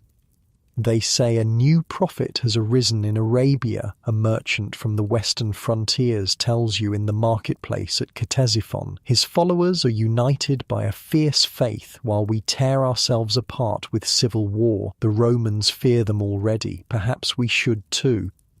As darkness falls over Ctesiphon, you walk along the grand avenue leading to the massive arched Iwan of the imperial palace, the Tak Kasra, whose soaring vault remains the largest single-span unreinforced brick arch in the world even today. In the fading light you can make out the intricate stucco decorations and remnants of colourful paintings that adorn the facade.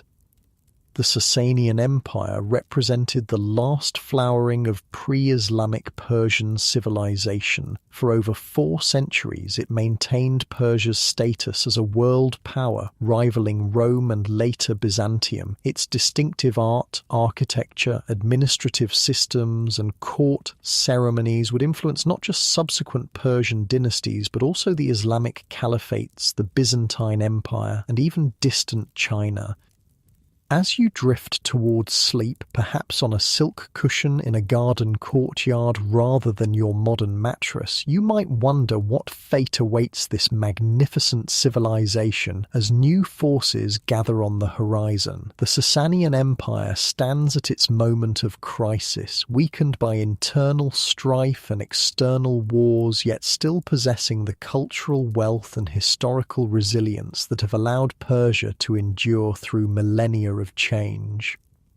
The stars shine over the palace dome, the sacred fires burn in their temples, and the wheel of history continues to turn. The story of Persia has survived Assyrians, Babylonians, Greeks, and Romans. What will happen when it faces its next great challenge? The warriors of Islam riding out of the Arabian desert? The harsh desert wind carries the sound of distant hoofbeats. We've moved forward to 636 CE, and you find yourself in a Persian border garrison facing the southwestern frontier. Rumours have been swirling for months about a new power rising from the Arabian Peninsula, warriors united by a new faith called Islam, led by the successors of a prophet named Muhammad. "They've already taken Damascus," mutters a nervous officer, peering into the desert haze. "Syria, Palestine, Egypt, all fallen to these Arabs, and now they look to Persia.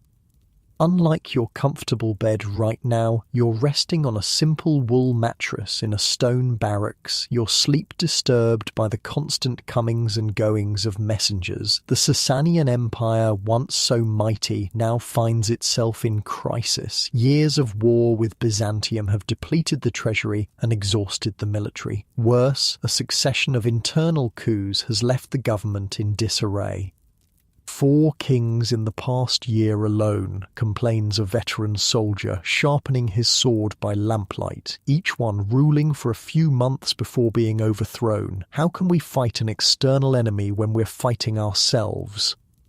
The Sasanian Empire's vulnerability was precisely what the newly unified Arab forces needed for their expansion. Following Muhammad's death in 632 CE, his followers had consolidated control over Arabia and begun expanding outward under the leadership of the caliphs.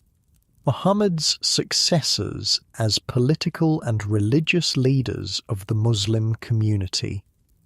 The first major confrontation between Sasanian Persia and the Islamic forces came at the Battle of Qadisiyah in 636 CE. The Persian army, though larger and better equipped, was plagued by low morale and leadership problems. "Our General Rustam didn't even want this battle," whispers a Persian officer the night before the engagement. "He negotiated with the Arabs for months, hoping to avoid war, but the king insisted we fight, though he remains safely in Ctesiphon while we face the enemy." The battle lasted several days, with initial Persian successes giving way to devastating defeat. A sandstorm blowing in the Persians' faces aided the Arab forces, as did innovative tactics that neutralized the advantage of the famed Persian heavy cavalry.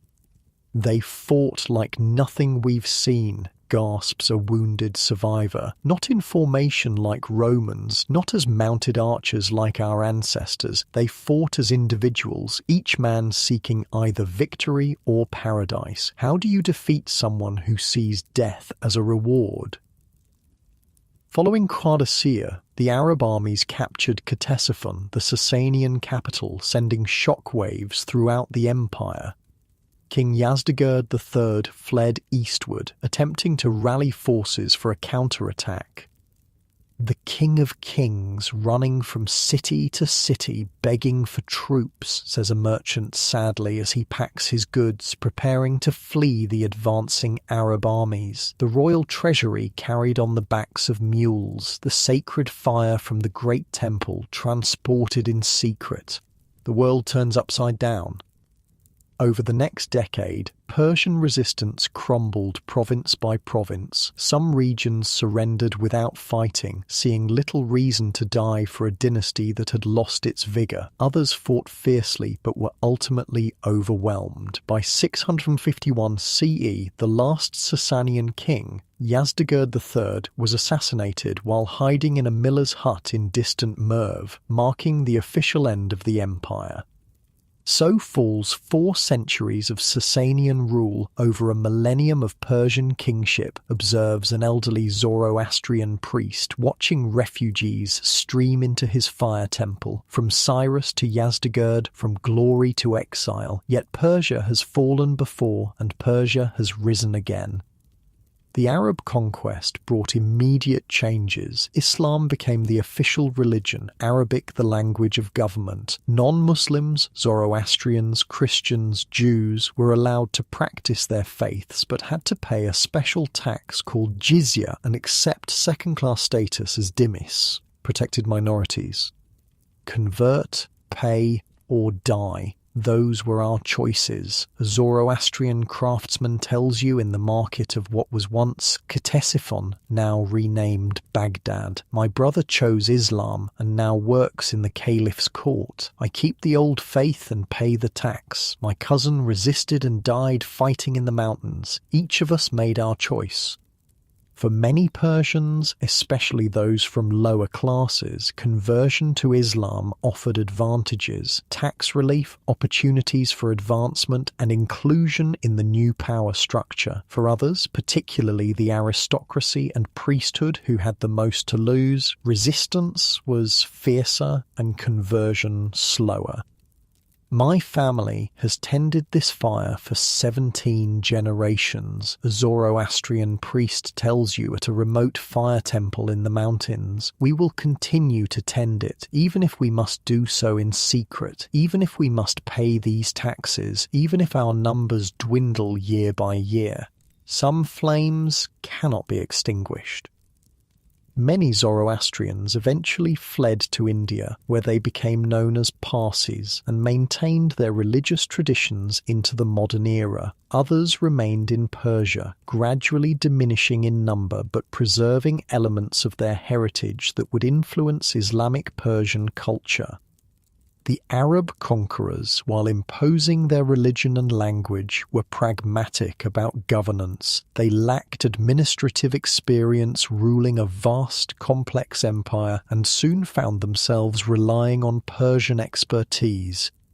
"They need us," chuckles a Persian scribe who now works for the Arab governor. "They're brilliant warriors and true believers, but what do desert nomads know about tax records, irrigation systems, or court protocol? They conquered Persia in 5 years. They'll spend 5 centuries absorbing Persian knowledge." This dynamic created a fascinating synthesis. While politically dominated by Arabs, Persia maintained a distinct cultural identity and gradually began influencing its conquerors. Persian administrative systems, artistic traditions, philosophical concepts, and court ceremonies were adopted by the Islamic Caliphate, transforming it from a simple tribal structure into a sophisticated imperial system. "The Arabs conquered our lands but couldn't conquer our minds," observes a Persian philosopher who has carefully studied both Zoroastrian texts and the new Islamic teachings. "Now they speak with our words, govern with our methods, think with our concepts. The sword can take a kingdom, but culture captures hearts." The process accelerated dramatically with the Abbasid Revolution in 750 CE. The Umayyad Caliphate, dominated by Arab tribal aristocracy, was overthrown with significant Persian support. The new Abbasid Caliphate established its capital at Baghdad, built near the old Sasanian capital of Ctesiphon, and incorporated many more Persian elements into its governance and culture. "The Umayyads treated us as conquered subjects," explains a Persian official in the early Abbasid court. "The Abbasids treat us as partners, still junior partners, mind you, but partners nonetheless. We advise, they decide, we administer, they rule. It's not equality, but it's a beginning." Under the Abbasids, Persian influence grew tremendously. The position of wazir, vizier, the chief minister to the caliph, was often held by Persians. The elaborate court ceremonies of the Sasanians were adopted almost wholesale. Persian festivals like Nowruz, New Year, continued to be celebrated. Persian literature, art, and science flourished with Islamic patronage. "I remember my grandfather telling stories of the Sasanian court," says a Persian vizier as he prepares for a meeting with the caliph. "The throne room I'll enter today is arranged exactly as he described the Sasanian one. The same layout, the same protocols, even similar decorations. Only the language and the god have changed." This Persian Renaissance within Islamic civilization reached its height during what historians call the Islamic Golden Age, 8th to 13th centuries CE. Baghdad became the intellectual center of the world, with scholars from across Europe, Africa, and Asia gathering to study and exchange ideas.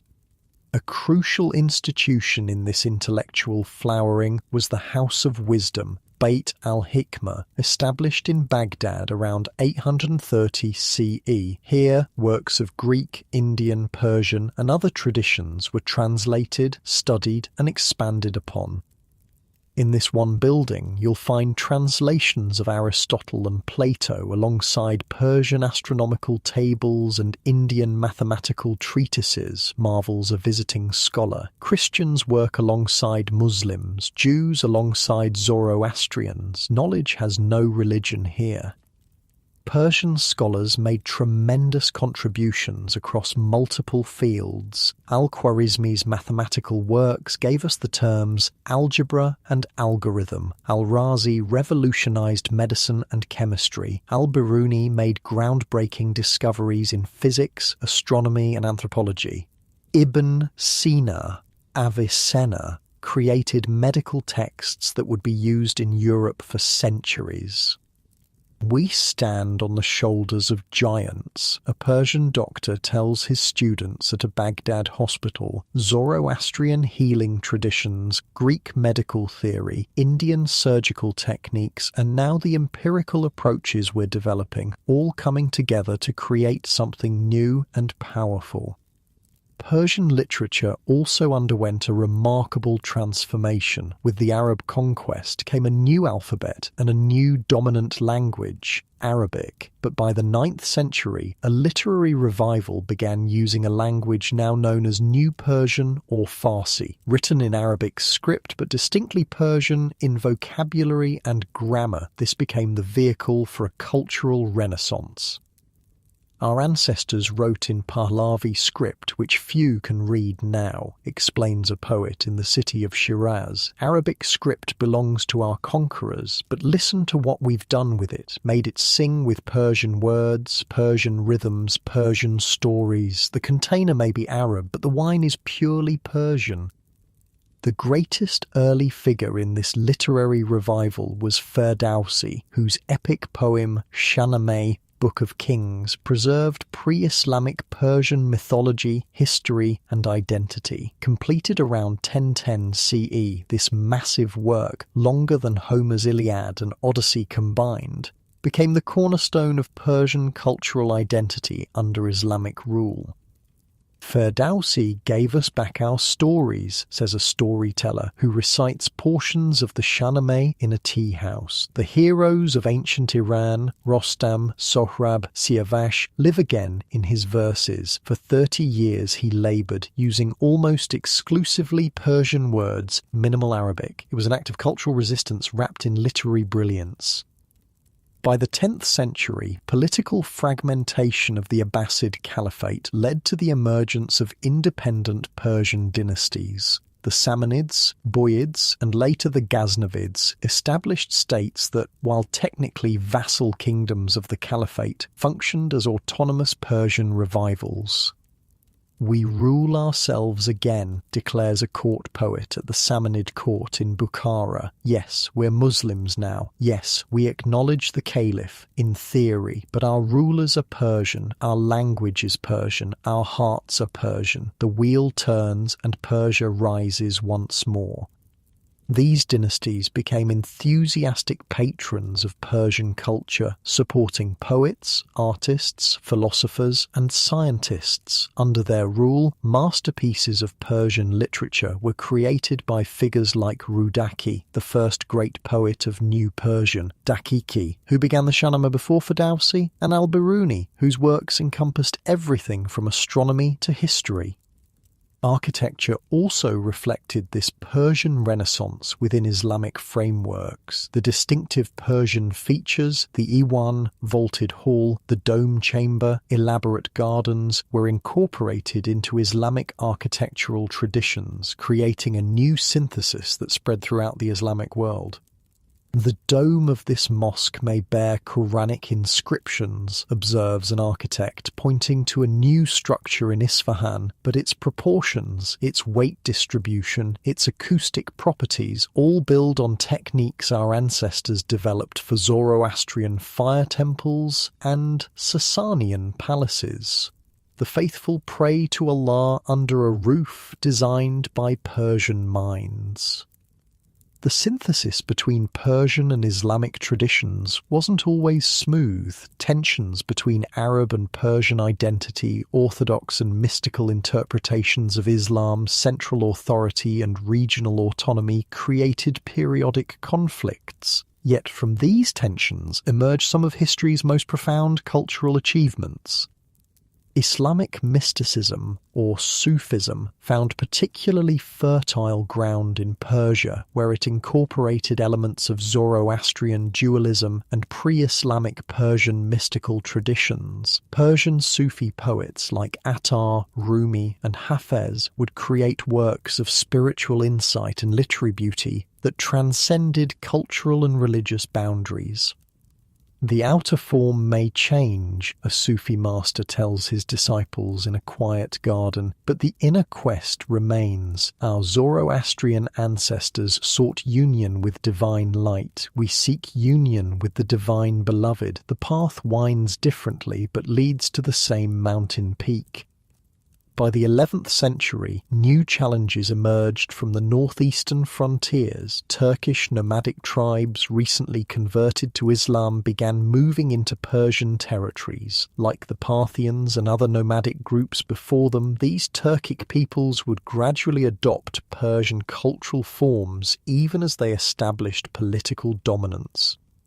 History repeats, sighs an elderly scholar in Nishapur. Nomads from the northeast conquer us, then we conquer them with our culture. The Seljuk Sultan who now rules us can barely speak Persian, yet his children study our poetry. His court follows our protocols. His mosques are built by our architects.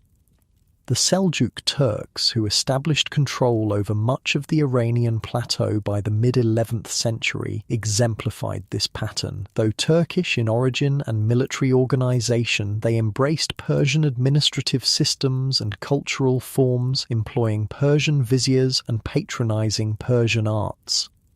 The Sultan may wear a Turkish helmet in battle, jokes a court official, but he wears Persian robes at court, reads Persian poetry for pleasure, and relies on Persian bureaucrats to run his empire. His children can recite Ferdowsi better than they can recall their own Turkish tribal legends. This pattern would repeat throughout Persian history, conquerors arriving, establishing political control, and gradually being Persianized culturally. It demonstrated the remarkable resilience of Persian civilization, able to absorb foreign elements and influence its overlords, even when lacking political independence. As night falls over Baghdad, you stand on a bridge spanning the Tigris River, watching the lights of the city reflect in the dark water. The Islamic call to prayer sounds from dozens of mosques, their minarets silhouetted against the twilight sky. In homes across the city, Persian poetry is recited, Persian music played, Persian cuisine enjoyed, all now part of a broader Islamic cultural world. The stars emerge overhead, the same stars that shone on Cyrus as he founded the first Persian Empire, on Darius as he built Persepolis, on Alexander as he conquered, on the Parthians as they rode from the steppes, on the Sasanians as they revived Zoroastrian traditions. And now they shine on a Persian world transformed by Islam, yet still distinctly Persian.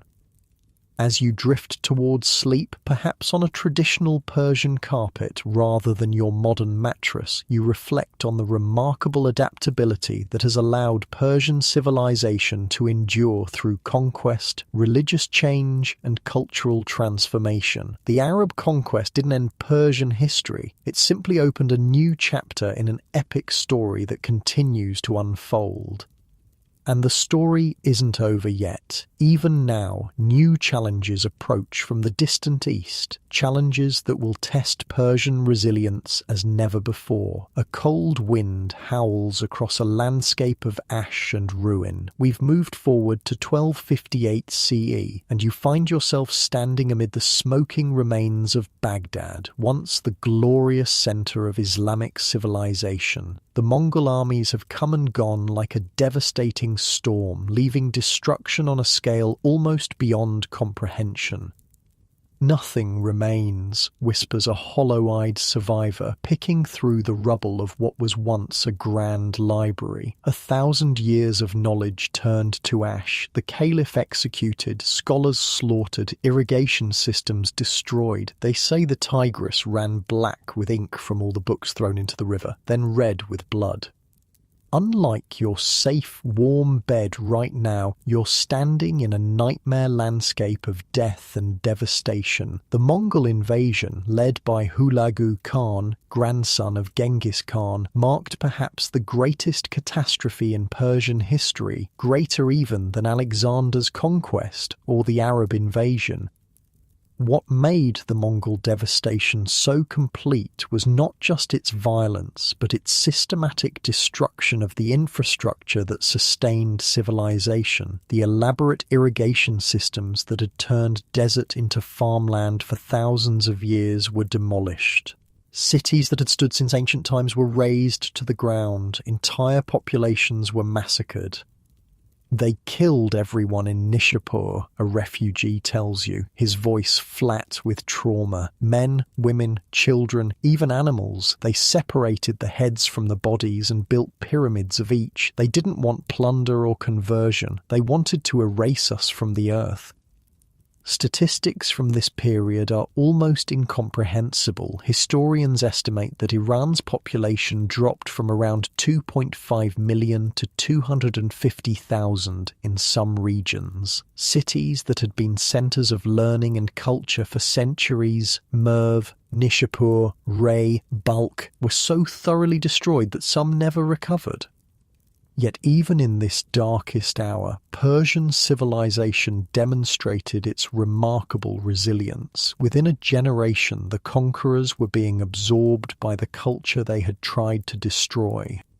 "My grandfather was a Mongol warrior who came with Hulagu," tells a local official in Tabriz, now serving the Ilkhanate, the Mongol state established in Iran. "He could barely speak Persian, worshipped sky gods, lived on fermented mare's milk. I studied Persian poetry, pray toward Mecca, and can't even ride a horse properly. Persia conquers its conquerors, generation after generation."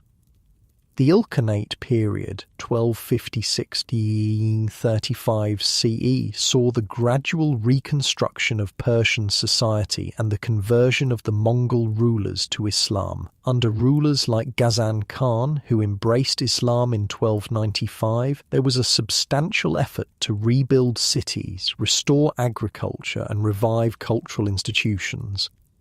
"The Khan prays 5 times daily now," observes a Persian advisor at the Mongol court. "He's rebuilding mosques he helped destroy, patronizing Persian poets, governing through Persian administrators. His grandfather sought to erase Persian culture. He seeks to embody it." This pattern of cultural resilience and absorption of conquerors continued even when Tamerlane launched a second devastating invasion in the late 14th century. Like the Mongols before him, Timur brought unprecedented destruction, yet his successors, the Timurids, became enthusiastic patrons of Persian art, architecture, and literature. "Timur built pyramids of skulls outside our cities," an elderly craftsman tells his apprentice. Now his grandson Shah Rukh builds libraries, observatories, and madrasas. His court at Herat is the most cultured in the world, filled with poets and artists. The hand that wielded the sword now holds the pen. The Timurid Renaissance in the 15th century produced extraordinary achievements in miniature painting, architecture, poetry, and astronomy. The great Persian poet Jami and the remarkable astronomer Ulugh Beg were products of this era, as was a distinctive school of Persian miniature painting that would influence art from Turkey to India. Look at the detail in this small painting, marvels a court painter showing his work. The individual leaves on each tree, the expression on each face no bigger than a grain of rice, the gold leaf so thin you can see through it. We create entire worlds in spaces smaller than your palm. By the early 16th century, a new force emerged that would once again transform Persia, the Safavid dynasty. Founded by Shah Ismail I, who claimed descent from Sufi saints, the Safavids would establish the most enduring and consequential state in post-Mongol Iran. A new Persia rises, declares a Safavid soldier as their army marches toward Tabriz in 1501. Not just a dynasty, but a spiritual revival. The hidden Imam guides our path. The 12 stars light our way. Through Shah Ismail, Iran will be reborn. What made the Safavids revolutionary was their embrace of Twelver Shia Islam as the official state religion, a momentous decision that distinguishes Iran from most of its Sunni neighbours to this day. Though Shi'ism had existed in Iran previously, the Safavids promoted it with unprecedented vigour, sometimes forcibly converting Sunni populations. "Before, I prayed like my Sunni neighbours," an old man explains to his grandson in Isfahan. "Now I pray as a Shia, honouring Ali and the Imams." The words changed, the direction remains the same. God is still God, but the path to him has shifted. Under Shah Abbas, Warm 1588-1629, the Safavid Empire reached its zenith. His new capital at Isfahan became one of the world's most beautiful cities, centered around the magnificent Nakshi Jahan Square with its mosques, palaces and bazaars. European visitors called Isfahan half the world, suggesting that to see it was to see half of the world's beauty. The square is designed to display the harmony of divine and earthly power, explains a court architect proudly. The Shah's palace, the mosque, the bazaar, political authority, spiritual guidance, and economic prosperity in perfect balance. This is not just a city, it's a philosophical statement in brick and tile. The Safavid era also marked Persia's entry into the age of global connections. European powers, particularly England and the Dutch Republic, sought trade relationships and diplomatic alliances with the Safavids against their common enemy, the Ottoman Empire. "Strange, pale men from across the western seas," muses a merchant in the bazaar, examining English woolen cloth. "They bring timepieces that tick without water or sun, glasses that make the distant near, weapons that roar like dragons. What wonders must exist in their lands, and what might they covet in ours?" These interactions brought new influences into Persian culture, while spreading Persian arts and goods throughout Europe. Persian carpets, textiles and ceramics became highly prized luxury items in European courts. Persian artistic motifs appeared in European paintings, architecture and decorative arts. "The Frankish ambassador begged for one of my carpets," boasts a wealthy carpet merchant, "offered 10 times its value in gold, said his queen collects them, displays them on tables rather than floors, imagine. Stepping on such craftsmanship would be unthinkable to them, yet they don't grasp their true purpose." After the fall of the Safavids in the early 18th century, Persia entered another period of turmoil. The brief but dramatic rule of Nader Shah included a successful invasion of Mughal India and the plunder of Delhi, bringing the famous Peacock Throne and Koh-i-Noor diamond to Persia. "I saw him return with the treasures of India," recalls an elderly veteran. 20,000 camels carrying gold, jewels and precious objects. The streets were paved with silver coins thrown to the crowds. Never had Persia seen such wealth, nor such cruelty from its king as his mind darkened with age. The late 18th century saw the establishment of the Qajar dynasty, which would rule Iran until 1925. This period coincided with the growing imperial ambitions of European powers, particularly Russia and Great Britain, who increasingly treated Persia as a pawn in their great game for control of Central Asia. The Russian Tsar claims our Caucasian provinces, laments a Qajar courtier in Tehran. The British extend their reach from India. Our Shah signs away rights and territories in treaties he barely understands. We were once an empire that made others tremble. Now we have become the prize others fight over. The 19th century brought painful losses of territory to Russia in the Caucasus, despite fierce resistance. It also saw the first attempts at modernization as Persian rulers and intellectuals realized the growing gap between their society and the industrializing West. We must learn from Europe without becoming European, argues a reformist at a Tehran salon in the 1860s. Their science, their industries, their military organization, yes, but their values, their social customs, their spiritual emptiness. No, we have our own soul that must be preserved even as our body adopts new strengths. These reform efforts accelerated with the constitutional revolution of 1905-1911, which sought to transform Persia from an absolute monarchy to a constitutional one with an elected parliament. Though partially successful, these democratic aspirations were undermined by foreign interference, particularly from Russia and Britain, who divided Iran into spheres of influence in 1907.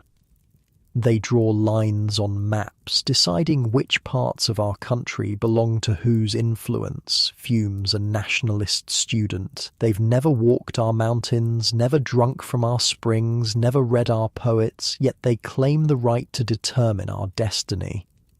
The discovery of oil in southwestern Iran in 1908 transformed the country's strategic importance and intensified foreign interest. The Anglo-Persian Oil Company, later British Petroleum, secured exclusive rights to Persian oil, an arrangement that would become increasingly controversial as Iranians realized the imbalance of benefits. Black Gold muses an engineer at the Abadan refinery, watching the thick liquid pump into British tankers. They say it will power the future, replace coal, transform industry. The British ship away our national treasure, leaving us pittance payments and polluted land. This cannot stand forever.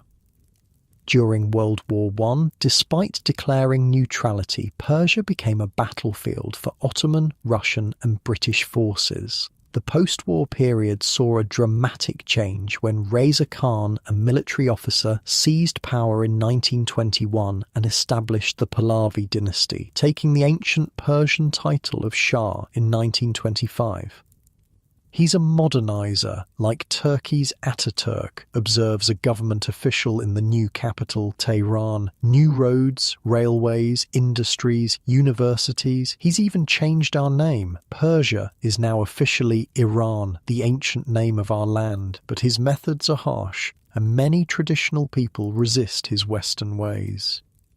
Reza Shah's forced modernization included mandatory Western dress, restrictions on religious expression and centralization of power. While creating a modern infrastructure and educational system, these policies alienated traditional and religious segments of society, setting the stage for future conflict. During World War II, despite Iran's declaration of neutrality, British and Soviet forces invaded the country in 1941, forcing Reza Shah to abdicate in favor of his son, Mohammad Reza Pahlavi. Iran became a crucial supply route for getting American equipment to the Soviet Union in their fight against Nazi Germany. The great powers use us as their highway, complains a shop owner in Tehran. Russian trucks on our roads, British ships in our ports, American planes in our skies, all while our people go hungry. They promise to leave after the war. History teaches us not to trust such promises. The post-war years brought Iran's first real experiment with democratic governance under Prime Minister Mohammad Mossadegh, who nationalised the British-controlled oil industry in 1951. His popular reforms were cut short in 1953 when a coup orchestrated by the CIA and British intelligence restored the Shah to power. One day we controlled our own oil, our own destiny, an elderly activist tells his grandchildren decades later. The next, foreign agents and paid mobs overthrew our elected government. Democracy in Iran was strangled in its cradle, and many Iranians have never forgotten or forgiven.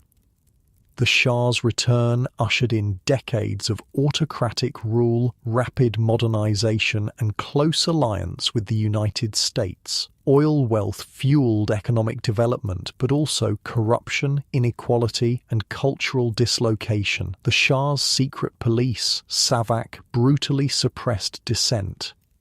We have highways, factories, universities, acknowledges a professor in the 1970s. Our women can vote, practice law, go unveiled if they choose. But at what cost? Our traditions erode, foreign culture floods in, and those who question the path are imprisoned or worse. Is this truly progress?